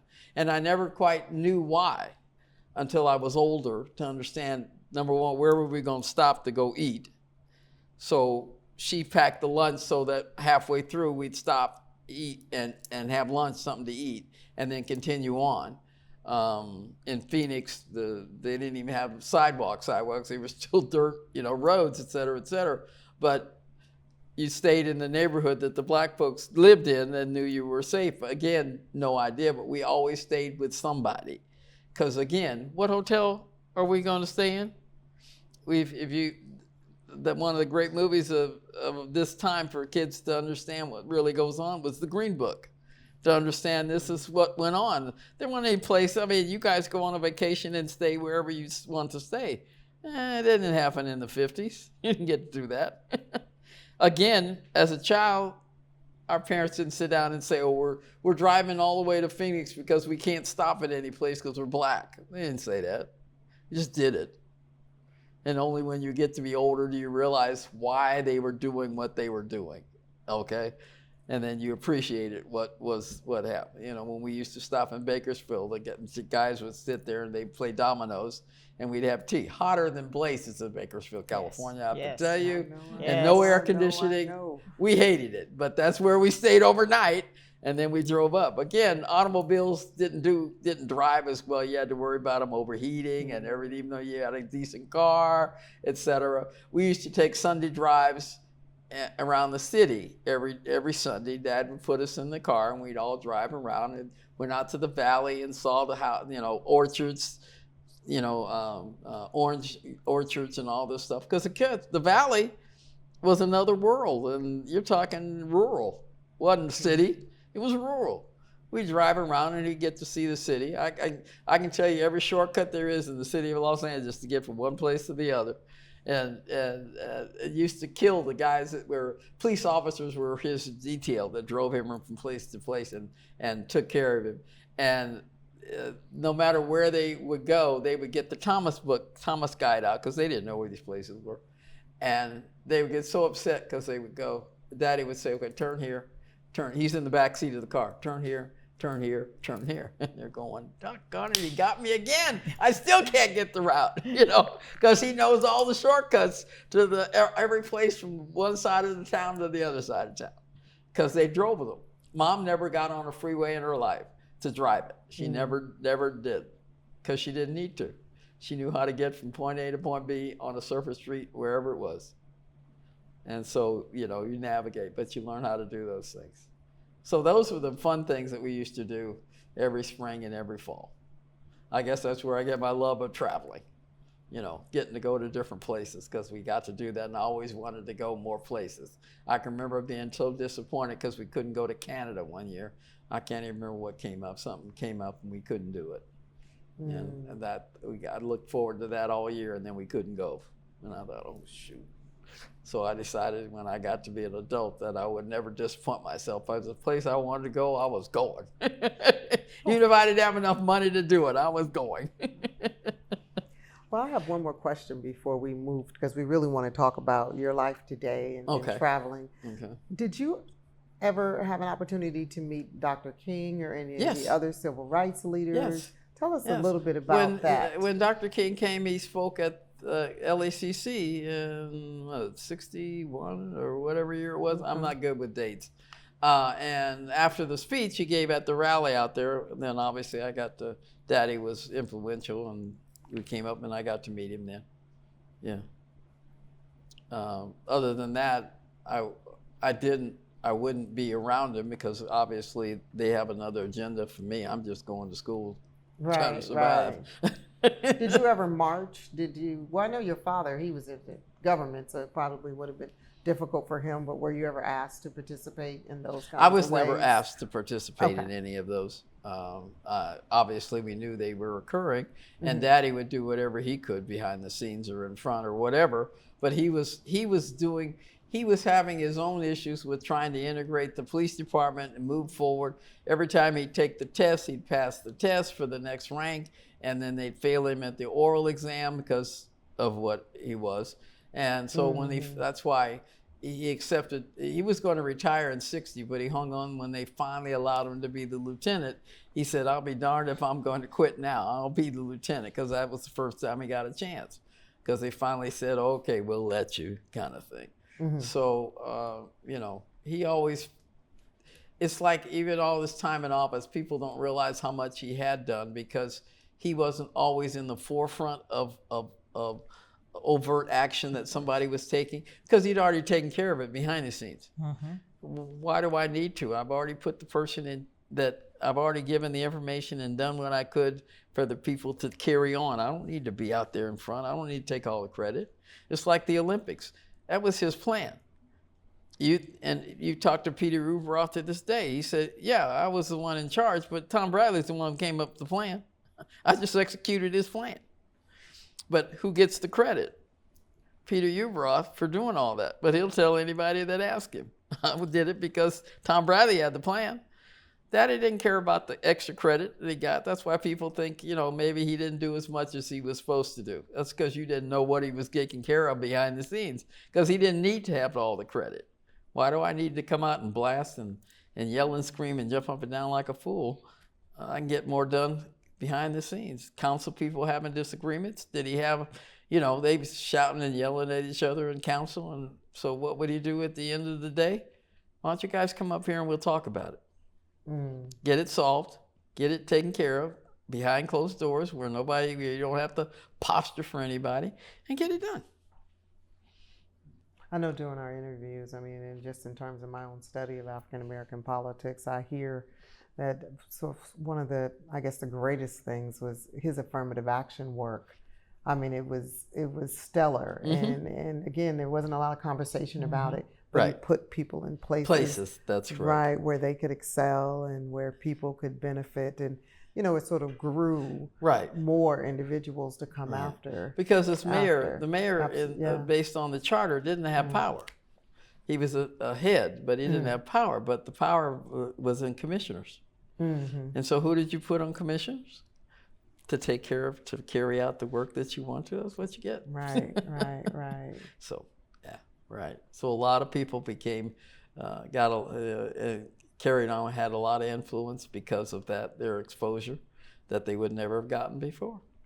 Yeah. I would say, I want to see if you agree with this, that the kind of person that you are is probably very much the kind of person your father was, in that, you know what, I'm just going to get it done. So when you're looking at, you were not going to be one of those children who wanted to take advantage of the fact that your father was the mayor or somehow or another get something out of it, because no, my father's expectation is that I'm supposed to be doing the thing. That part is true. Make it happen. I agree. That's true. And that comes from both mother and daddy. Yeah. Because mother was never one to do that either. So it's not that somebody said this is what you ought to do, but they set by example. So I just follow that examples. Actions speak louder than words. Yeah. But when it became important to me, like the time with the registration, I spoke up. Because it was that. There was an action to be taken there. Exactly. But people ask me now, would you like to go into politics? No, because I would have to not be kind to some of these people, because I can only tolerate so much. I feel teaching is a hard profession, not because of the actual teaching. It's all the other things that go around it. It's the children, it's the parents. And you have an open house and you've got 2,000 students on campus and you can't get 100 parents to come to open house to find out if their kid's doing this. And the ones that show up are the kids that are already getting A's and B's. Do I need to talk to you? You're already getting their child to do it right. I need to talk to that child getting D's and fail, running down the hallway, extolling the virtues of how many D's and fails I received today. This is the world we live in, and so it's very difficult, very difficult. And people don't give that profession enough credit for doing what it's doing. I'm supposed to try to help you become a better person so that you can do something with your life. I can only do so much. You try the best you can, and everybody does. And then you're treated like you're looked upon as if you're an enemy. So, this. The other part of the battle, of course, are the other administrators. Sometimes the administrators just don't get it. Yes. It's like, did you forget that you were in a classroom? Yeah. Did you forget that doesn't work that way? Yeah. Okay. Yeah. Maybe we should get like some other countries and pay our teachers as much as we pay our administrators. Wouldn't that be good? Yeah, that would probably be good. Yeah. And that was the one experience I loved having when I was an administrator and working with the way we did. We all remembered where we came from. Mm-hmm. And my job was to always communicate. I had a couple of departments that I was in charge of overseeing, and I always tried to make sure they got the best of whatever it was. And we would call in the leaders of each of the departments and many times and run things past them to see if things would work out, if this was the best procedure that we ought to take, et cetera. But we always had them in mind as opposed to something else. But I have to tell you, we were unique in our district or any other district. And it is, you forget where you came from when you get to that position, and many people need to remember what it was like. I can help you only so much. That part is true. But I need to understand we have to have some policies and we have to do some things to make your life easier. Because we already know what that's like. Mm-hmm. Right. So let's talk about your life today. Oh, traveling retirement and is golf, wonderful. retirement. The best thing, I worried when I retired that I wouldn't find enough to do. And that was an issue for myself because I had, you worked all those years and you figure, oh Lord, what am I going to do now? Okay. So the first year I found some things to do. I wasn't going to join 9 million organizations because, again, half of them don't do what they tell you they're going to do, and did I want to be involved, and I didn't want to be in charge of any of them, so forget that. And then my friend had said when they retired that let's take up golf, because we were the athletes of our group of people. So we took up golf, and that's taken up half my time. And so glad that I got to do that. I used to bowl. My back gave out, so I couldn't do that. And I used to find that fun. You go to different places and live in leagues. And our group of people, all during even when I worked during vacations, I took a half-year sabbatical one year. We did.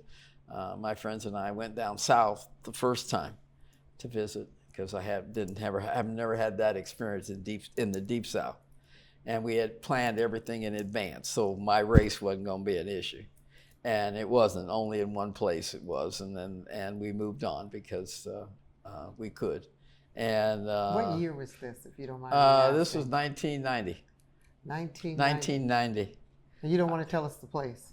It's okay if you I don't. can't You don't want to put no stain It on was that one place? of the hotels that didn't want to. That told me that when I went in to get the room, because we hadn't made it, we had a detour in our itinerary, and they told me that they didn't have any rooms, and my white friend went inside and got a room. And that was the only time we experienced that. But everything else we had prearranged ahead of time, knowing that it could be an issue in some of the southern states, and so we were fine. But that was in 1990, which you wouldn't have think. But I can remember years ago, we used to take trips during the summer. And one summer, I drove back with a white friend of mine to her residence in Ohio, a little small town called Crestline, Ohio, which is like in the middle, just not far from about an hour and a half from Columbus. It's between Columbus and Cleveland. Anyway, and the hysterical part, I stayed with her folks at their house. And we were sitting out on the front porch, and her mom said to her daughter, she said, "Oh, I just talked to the neighbor, and she said that she wanted to congratulate you, Jan, for being so well off. You brought your own maid with you." What And year we had a was good laugh. this? Oh, this was in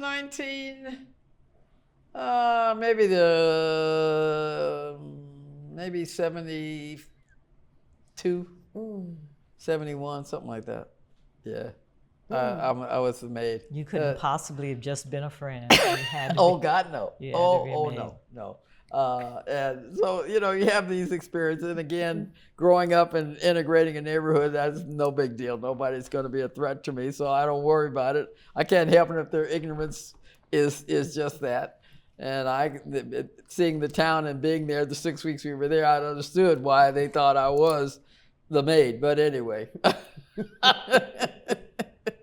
But getting back to retirement. So we had traveled and gone a lot of places. Every summer we managed to go someplace.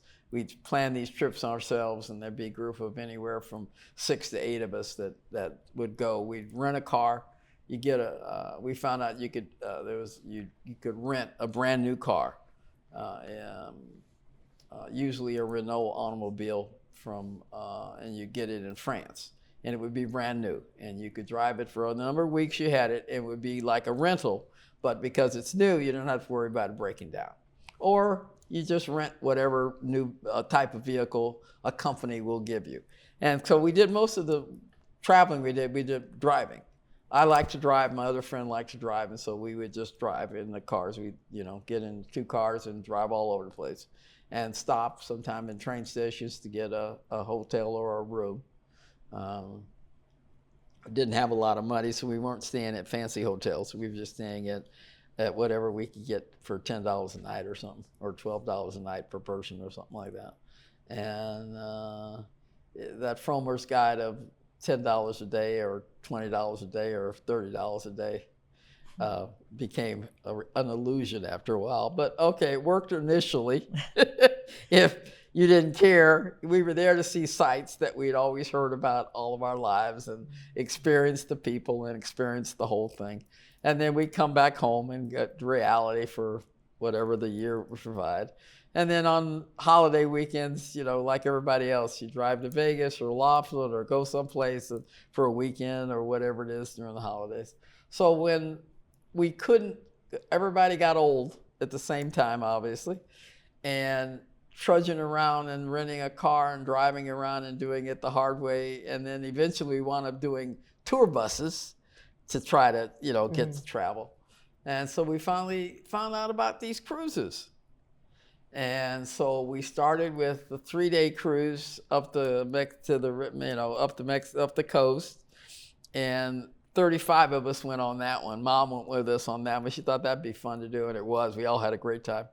And that's when you got formally dressed at dinner and all the whole bit, and then they had the midnight buffet, you know, all that kind of stuff. And we discovered this cruising thing. It seemed like a good thing. Then we increased it to 4 days, then we increased it to a week. And next thing we knew, we're doing 10-day, 12 days, 20 days, 30-day cruises. Really? So, where? Yeah. For us, when you go to a foreign country and you're going to see 2 or 3 different foreign countries at one time, to go all the way over there and spend 7 days seems like a waste of travel when you can do more. So those are usually 15 to 25 to 30 days because we're already there. And so if you want to see more, you got to spend a little more time on the cruise. I know it's not the thing for most people or a lot of people, but I don't see the point. So, you know, now that the pandemic is over, we couldn't cruise for a year and a half. And now we're back went to Hawaii on a cruise, Alaska on a cruise, and I'm going to do the East Coast on a cruise. And so This was cruising. in the last year or two? Yeah, this is this year. Oh, yeah. Oh, yeah. No grass grows under her feet, I'm telling you. That's why you had to get this done, because otherwise you'd have to follow her in a boat. Oh my goodness. Yeah, February was a 15-day cruise because it takes 4.5 to get over to Hawaii, circle the islands, and then 4.5 to come back. And then we did Alaska for 12 days. Takes a while to get up and around and finish up in Canada and fly back. And then the East Coast, we're going to fly to Quebec and then take 10 days to get to New York, stay a few days in New York and see New York, and then come back home. And then next year, we already have, in April, a trip, two back-to-back trips to Spain, Italy, and France. All by ship? Yes, all by ship. And then the following year, we already have a ship for New Zealand, and that'll be 20 days. So what happens is that if you get these deals, these specials, now that cruise lines are back operating, they want you. They have strict protocols, which is the only reason we're doing this, because you have to be vaccinated. You have to have the negativity test before you get even at the terminal. They do it while you're on the ship, et cetera, et cetera. So you're being well, and they do all these other things, protocols on the ships to try to make sure you're safe. But because they want your business now, they'll offer more perks, like gratuities. Gratuities are $15 minimum a day. You add that to a 10-day cruise, you already know what that is. Okay, they now offer drink packages. Well, they've gotten to the point where the foo-foo drinks and all the other stuff, and including alcohol, might be $100 a day. That adds up. If you can get that for nothing, because you're coming with them, okay, I'll take that. If you can get the gratuities and not have to pay that, and they're going to cut that cost, okay. It just takes the price off, it takes the cost off of the cruise. And now that we do certain cruise lines because we have enough days that we've done it to be the top status, even though our days pale in comparison to some of these people. These people take world cruises, gone for years, and et cetera, but okay. But it's for us, you get there, you unpack, You don't have to do anything. Somebody's waiting on your hand and foot all day. Can't ask for anything more. Can you think of one place that you've been to that you really, really, it's just been most memorable for you? Not on a cruise, actually. Safari in Africa. Which one? We did Kenya, Tanzania, and Zimbabwe. Please tell me you didn't go there on a boat. No.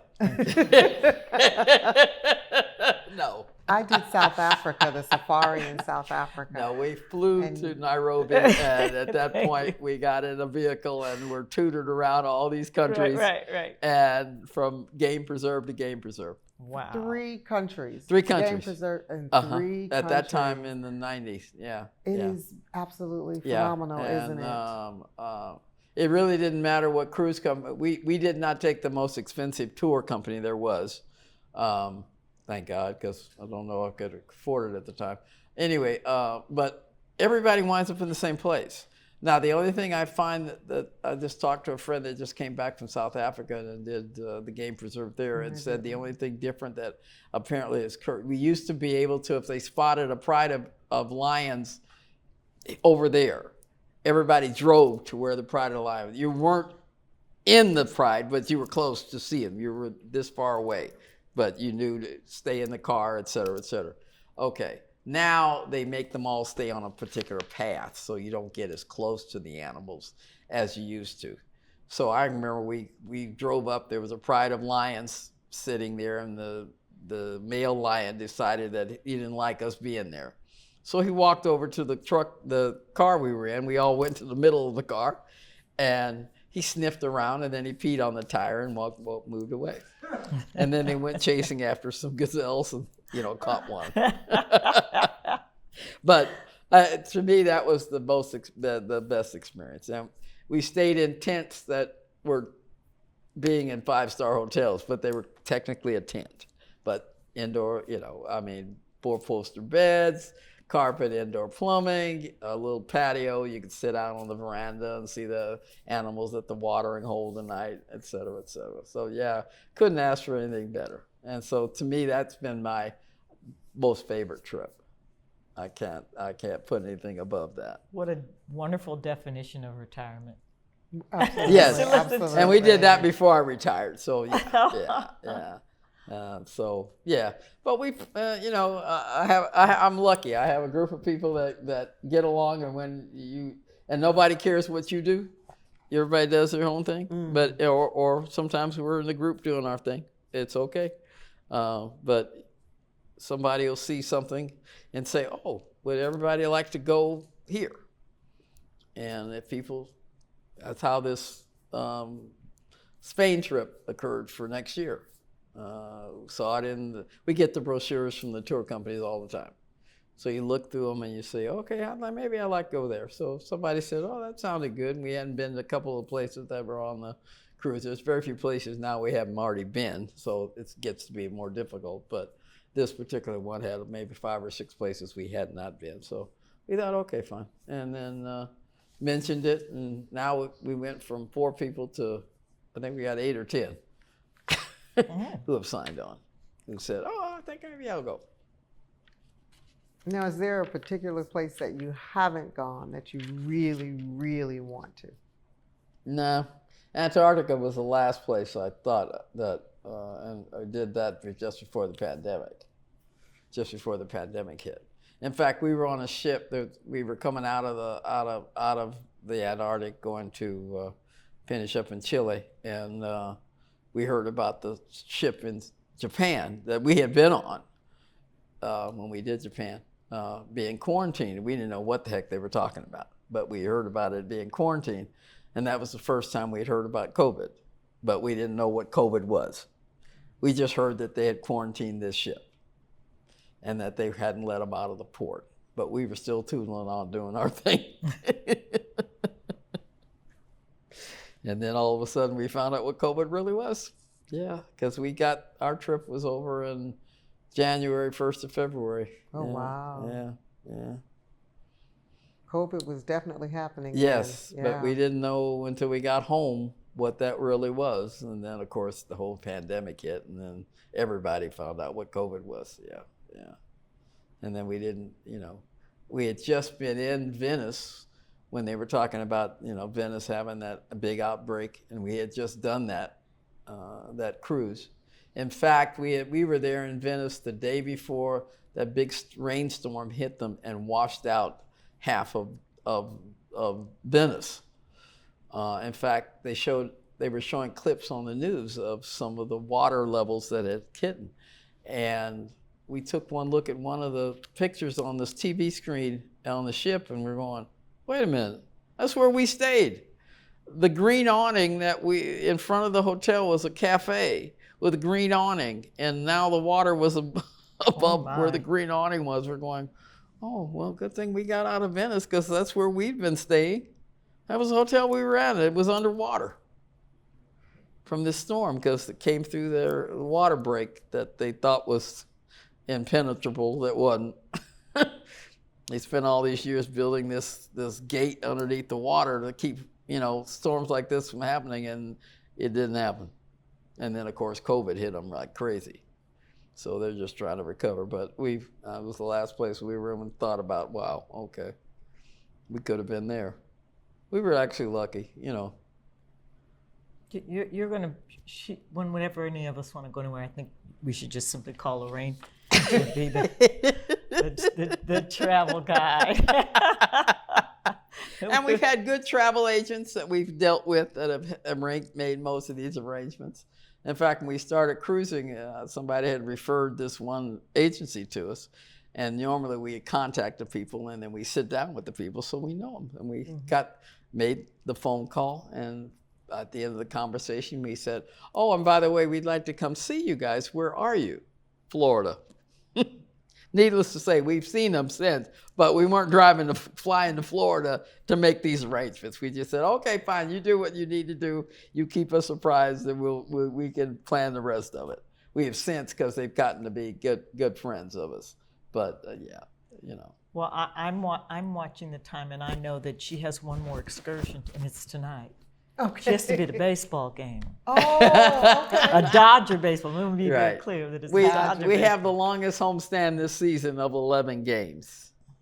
So out of the 11, I'll be at 10 of the games. That's the The other side of tradition it. I learned Tradition from my continues. mother to go to these games. It's a form of my entertainment. People think I'm, but it's my entertainment. So, okay, all right. And no, if something more important came up, I would skip a game. Not an issue. Like these cruises. We've had to take care of getting rid of tickets and selling tickets, et cetera, several times now, because we're going on these cruises. But other than that, I'm there. Like I said, I've been fortunate to go to World Series games, playoff games with the Dodgers when the O'Malleys were in charge, and the Dodgers still recognize who I am. In fact, I got to throw out the first pitch on the playoffs when we played the Washington Nationals the year that they won the World Series. I got to throw out the first pitch at Dodger Stadium that night. And they called me, and I asked the gal who was my ticket person, I said, how did I get chosen? She said, the gentleman is one of the VPs. They were having their meeting to decide who was and what the theme would be for the first pitch people. And he said, somebody go call Lorraine Bradley and have her come out and do it. And so I got to do the first night. And then the second night, a gentleman who had been a ticket holder since almost the beginning was the second guy that got to throw it out. But I got to be the first. So it was a real thrill to be able to come out and do that. Many times as I've been out on the field, to be able to throw out the first pitch was really neat. And then to be able to say, it's time for Dodger baseball. I love it.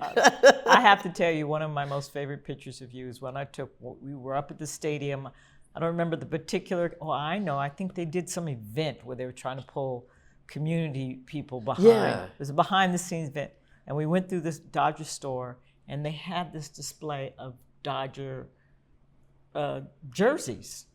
It was a wonderful display. Oh, it's yeah. just a picture of you just in front of the display itself was like that's a photo op. Right. They were trying to get more This is African before American. Instagram, before TikTok, etc. Right. They were trying to get more African American, they call them heroes, people from the armed services to honor each night at the ballpark. And they were commenting that they brought all these black community leaders there to try to get ideas to see if they had an area where we could plug in more people of color to be honored as the soldier, whatever, of the night. I'll find it and share it with you. It's just But it was one of their wonderful, iconic. There's this rack of all these jerseys. Right. Kind of look like a picture of it, and then there she is. It's like one of those Zoom moments. Oh, Right, and there was no Zoom then. Definitely So. want to see it. And people don't realize through the years the uniforms worn by the ball players was wool. Yes. The thing is wool. Wow. It's 120 degrees out and you're sweating and you're playing this game in wool. Yeah. I mean, what they got today is nothing compared to this. It was wool. I remember one year we were talking to Billy Russell, our shortstop, and he was saying his cleats melted. He was playing in Cincinnati. They have AstroTurf, and the temperature on the floor of the AstroTurf was like 130 degrees. With the heat coming up from it, it practically was starting to melt his cleats. He had to put on another pair of cleats. We don't realize, I mean, they get paid a lot of money to play, but, there was summertime in some of these places that I would never be a spectator in some of those places. To sit through those games, no. Way too humid, way too hot. How big of a responsibility was it being the daughter of the mayor? And did you ever want to rebel? I did not. Unfortunately, my sister did. And so she became the brunt of the fact that he was famous, in that whatever she chose to do, good, bad, or indifferent, became blown up bigger than it should have been. And unfortunately, she suffered behind that. Luckily, and now everything is fine. She's gotten her act together, et cetera, et cetera. So I never had the problem myself, or repercussion of it. I guess you could call me the goody two-shoes, it's not that I never did anything I shouldn't do, but I never did anything illegal or anything that was going to cause any kind of repercussions. It's just me. It's not my lifestyle. It's not me. It's not who I am. So I would have never had that problem. My sister, unfortunately, because of the fame, she got in with people who thought the fame was really important, and she thought all of a sudden that she might be the one who's famous, even though she wasn't. And so sometimes this turns your heads in the wrong direction, and unfortunately for her, it did. But thank God everything has worked around, and through the growing up process and getting old, she's come to that realization, and so everything's fine. Sometimes it's just being the younger sibling. Sometimes it's just being the youngest sibling. That's true. Who was Speedy Curtis, and what was his role in your father's campaign? Speedy was a friend, and he was the one, as I said to you, that organized the teenagers around the campaign, the initial campaign, and got us out in the community and drove us and organized the community Saturday walks to get out brochures. And then he became a field deputy of Daddy's after Daddy took office. I think there's a couple of photos of Speedy Curtis in the CSUN collection. And he was a photographer. And he had LAPD, LA City Library, Central Library. Yeah, because his wife was a librarian. Yeah, was the head librarian. Yeah, they right. produced a book. Right. His work. Right. Yeah. Oh. Yeah. But this is a really, what you've just shared is a really good background for this, because he's there, he's named, but his role is right. That's it what allows it became. to help Right. fill in. Right. Daddy his relied role. on him to do that job, Yeah. To get the community out into the neighborhood. Not only the teenagers, but the adults too. But he was an integral part of the campaign and getting the word out, because Daddy can't be everywhere. Trying to figure out how to say this. When your father became mayor, did people begin to lean on you and ask you for special favors? No, because they knew they wouldn't get them. Okay. I'll just tell you. Okay. They could have. Maybe a few people might have thought about it. And if I thought it was a good idea, I might say something. But I wasn't going to say, oh, Daddy, you should do this or you should do that. I'll tell you now, when I talked about, the latchkey kids and the latch program, that he helped develop with one of the organizations came through something I said to him one day. We were in the kitchen at Getty House, and I said, you know, these kids don't have any place to go. We don't have any good after-school programs for them to get involved in and to keep them off the street.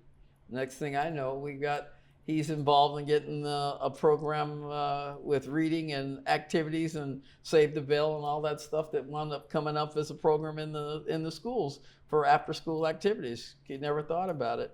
I also mentioned on one of my treks from Europe. In Europe, when you get out of your luggage at the airport, they have carts for you to put your luggage in. You don't have to pay for them. I said, Daddy, they come back here from an international travel. These people haven't got money. The U.S. currency to put $1.25 in this stupid machine to get or whatever, $2 in a machine to get a cart.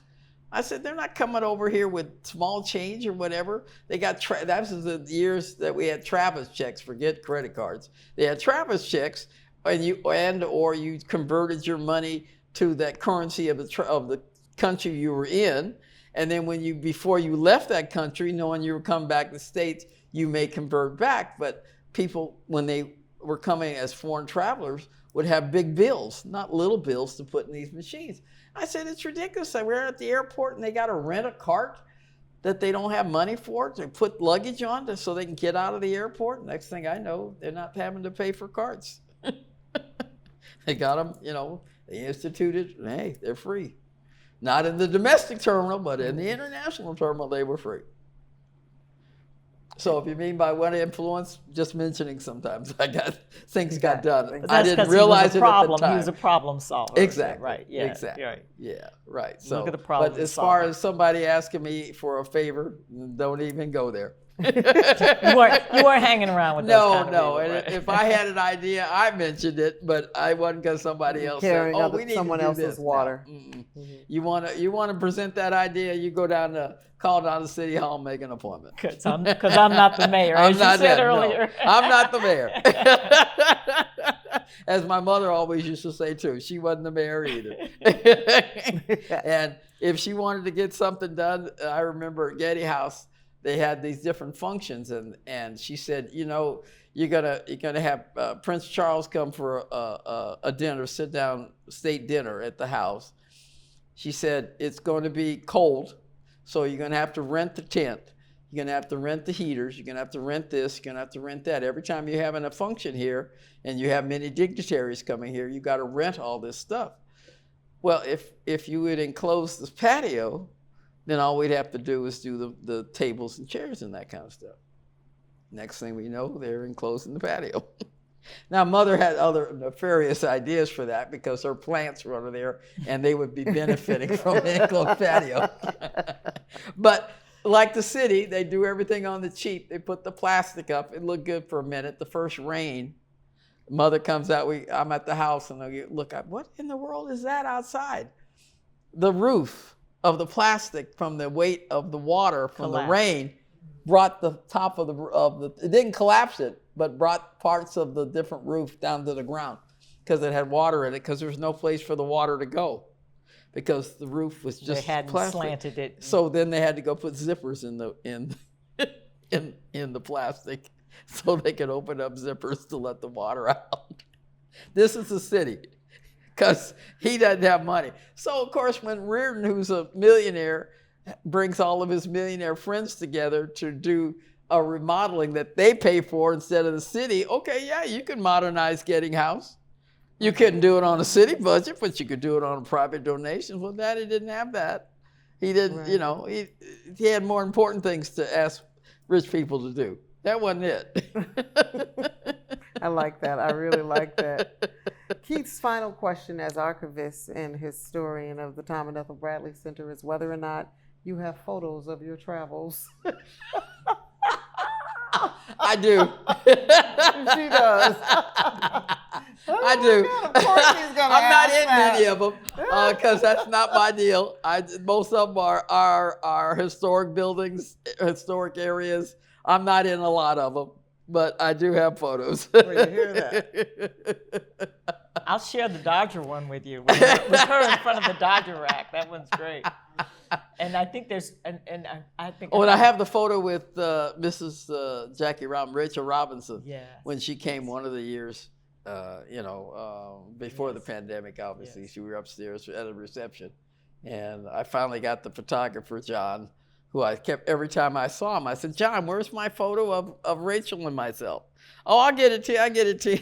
And finally, one day, he brought the envelope with the picture in it to give to me, because he had to go through his archive of 9 million photos that he takes, of everything Dodger. So Well, I have that. She will actually love this. You telling the story about Ethel and did you tell her that story about Ethel and listening to the radio? Yeah. Yeah.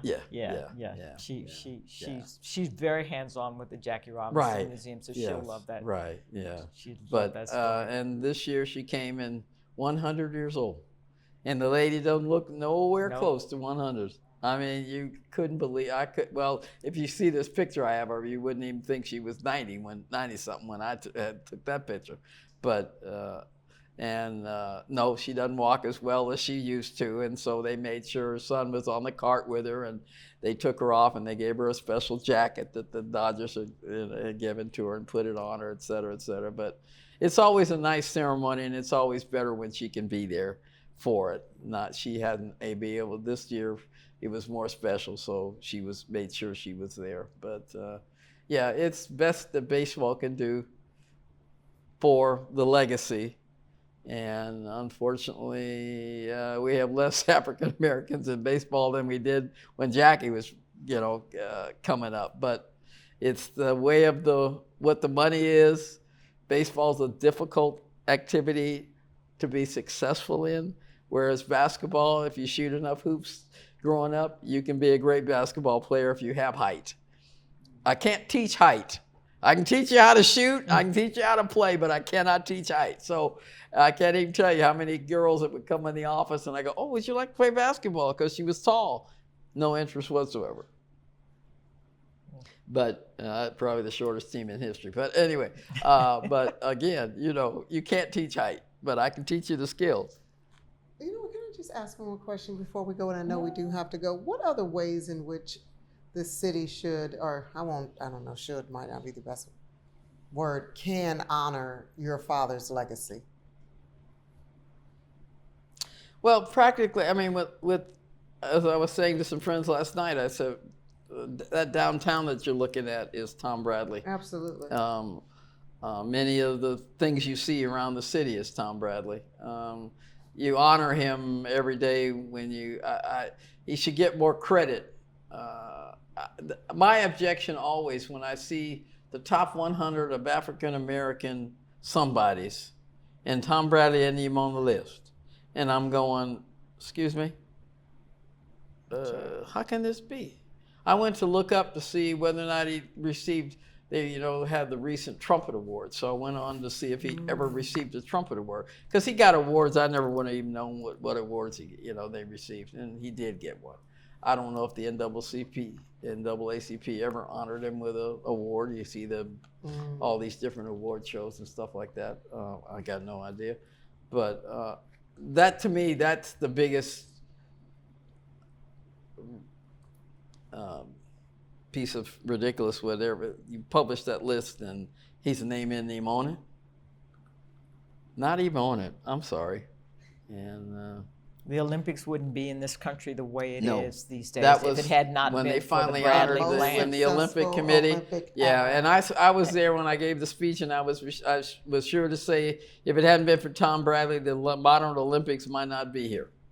It's true. Might not be here, because I was in Montreal in '76 when they were finishing up the last of the subway system, putting down the bricks to get people off the subway to go in. And I got to do the rehearsal at the stadium, because we just happened to be there. We left the next day, and how much money they're still in debt for. And here we are. I couldn't agree with Lorraine more about the fact that I think that our city does not pay enough. It's quick to say he's the first black mayor. Okay, well, he's the first black and the only black mayor. that's not what he's famous for. There are so many things besides the fact that he served 20 years. Right. And no mayor since then has and will be able to Right. because of the rules that they put in place.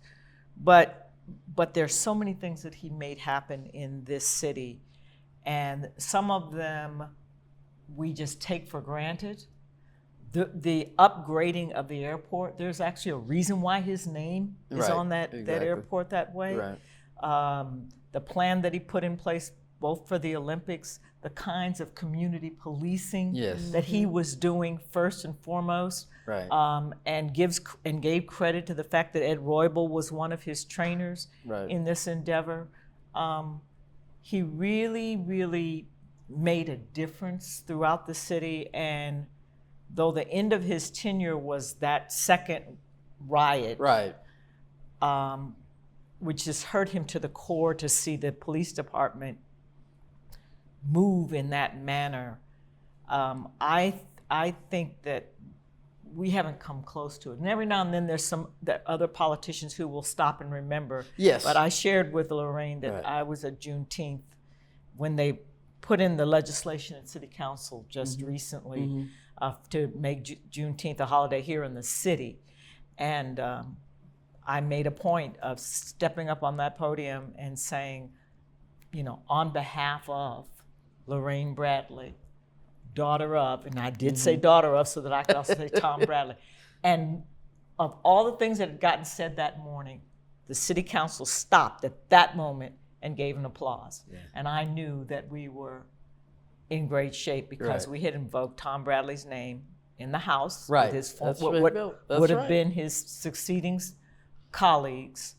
And there was that moment of recognition. So I would agree with you. I think there are times when our city just does not No. stop And say give it thank you. all of the kudos. All the little that kudos they deserve- give right. Ronald Reagan, he did constantly. Exactly. He deserves that level Right. of kudo. Well, this is why when he opened up the facility in the Tom Bradley International Hall at UCLA, that was the hope that we had. But again, they won't invest anything in putting it together. We were the ones that put whatever memorabilia was there available. Down there at Piper Center is 20 years of Tom Bradley in the facility, taking up 3/4 of the space, because that's what they were supposed to do. But somebody needed to go through there and pull out stuff. I couldn't do that. I mean, this is the black man from Texas Yes. who said, I don't think I want to pick cotton, is what turned Los Angeles into an international city. Absolutely. Correct. Absolutely. And- Imagine that. Airport, Right. Downtown, And the the Olympics. recognition is there individually, but again, they could do more. But Right. I've learned to take what I can get and move on, because the bottom line is, after we tried to raise money for that documentary, and everybody we went to was somebody who Daddy had put in prominence to make their to give them the ability to be able to be where they are, and got nothing out of it. No money, no donation, no nothing. I said, okay, it is what it is.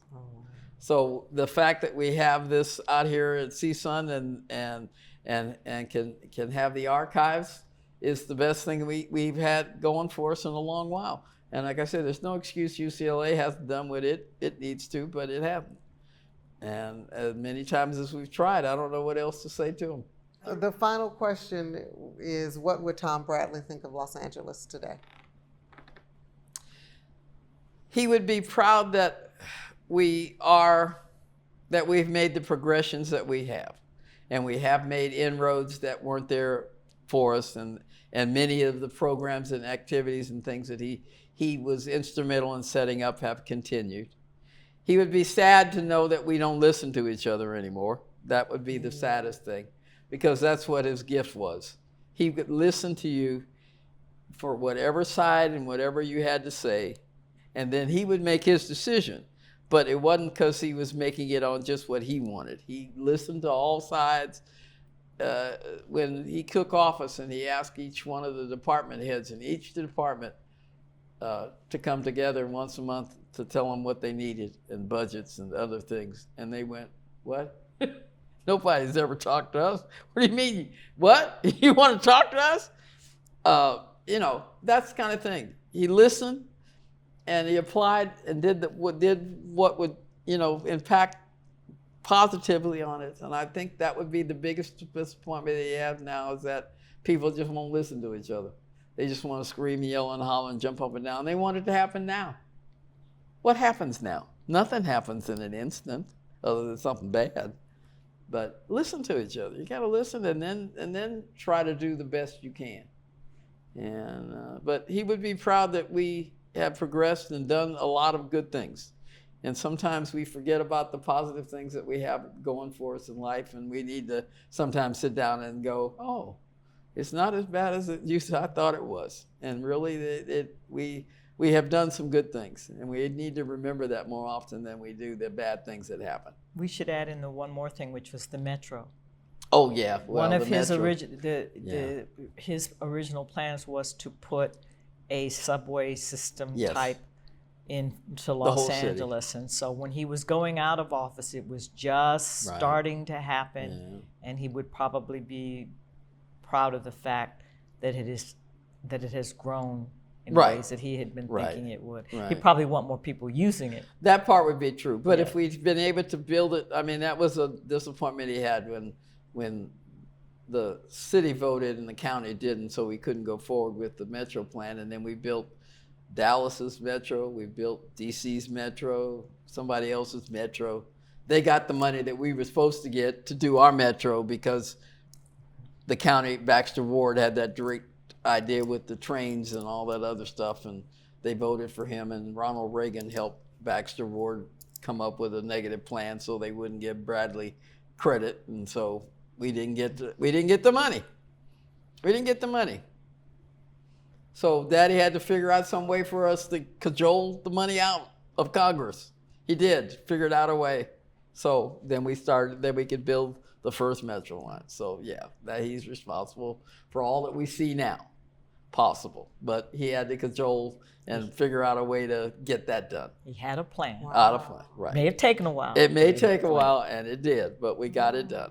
I think that's I didn't know much about that one, so that's interesting. We're going to have one to of do the some more pictures work. that you have in the center of Bradley riding up the escalator was from one of the early dedications, if I'm not mistaken, of to do more work when they were trying to around do the that. metro. I believe that. And the first stop, We should do an exhibit. the first or the last, whatever you want, of the metro, of the red line, which was the first one, is Tom Bradley stop. That's the City Hall stop. And then several years ago, we got Mom at the La Brea stop. Right. So she's the La Brea stop. Yeah, on the metro line going out La to Brea the water. and Expo. On the Expo line. This has been such a pleasure. It has been, I mean, I'm sitting here just learning and learning. I am so indebted to both of you. Well, I'm glad we could do it. That's why I was happy to do. Yeah, This is I want to so thank nice. you. Yeah. And we want to thank everyone who's here today. Absolutely. Obviously, Thank you our all. archivist Great historian, crew. Keith Rice, Brandon Lien, Xina Muñoz, and Brandon Tran. Tran. Okay. Thank you all. Thank you guys Thank you. for Thank being you. here today. Thank you. And for supporting Again, this. can't This do has it without been- lots of support. This has been phenomenal. I'm so ready to get to work. There's so much more Good. work that Good. we need to do. Good. And this is, I think, just the beginning. Yeah. Can we? I think we would both say one of the reasons that the center is here at CSUN, great deal of gratitude to Gregory Greg Franks, who really worked very hard to get this. the relationship, Yes. and we are so very grateful. Right.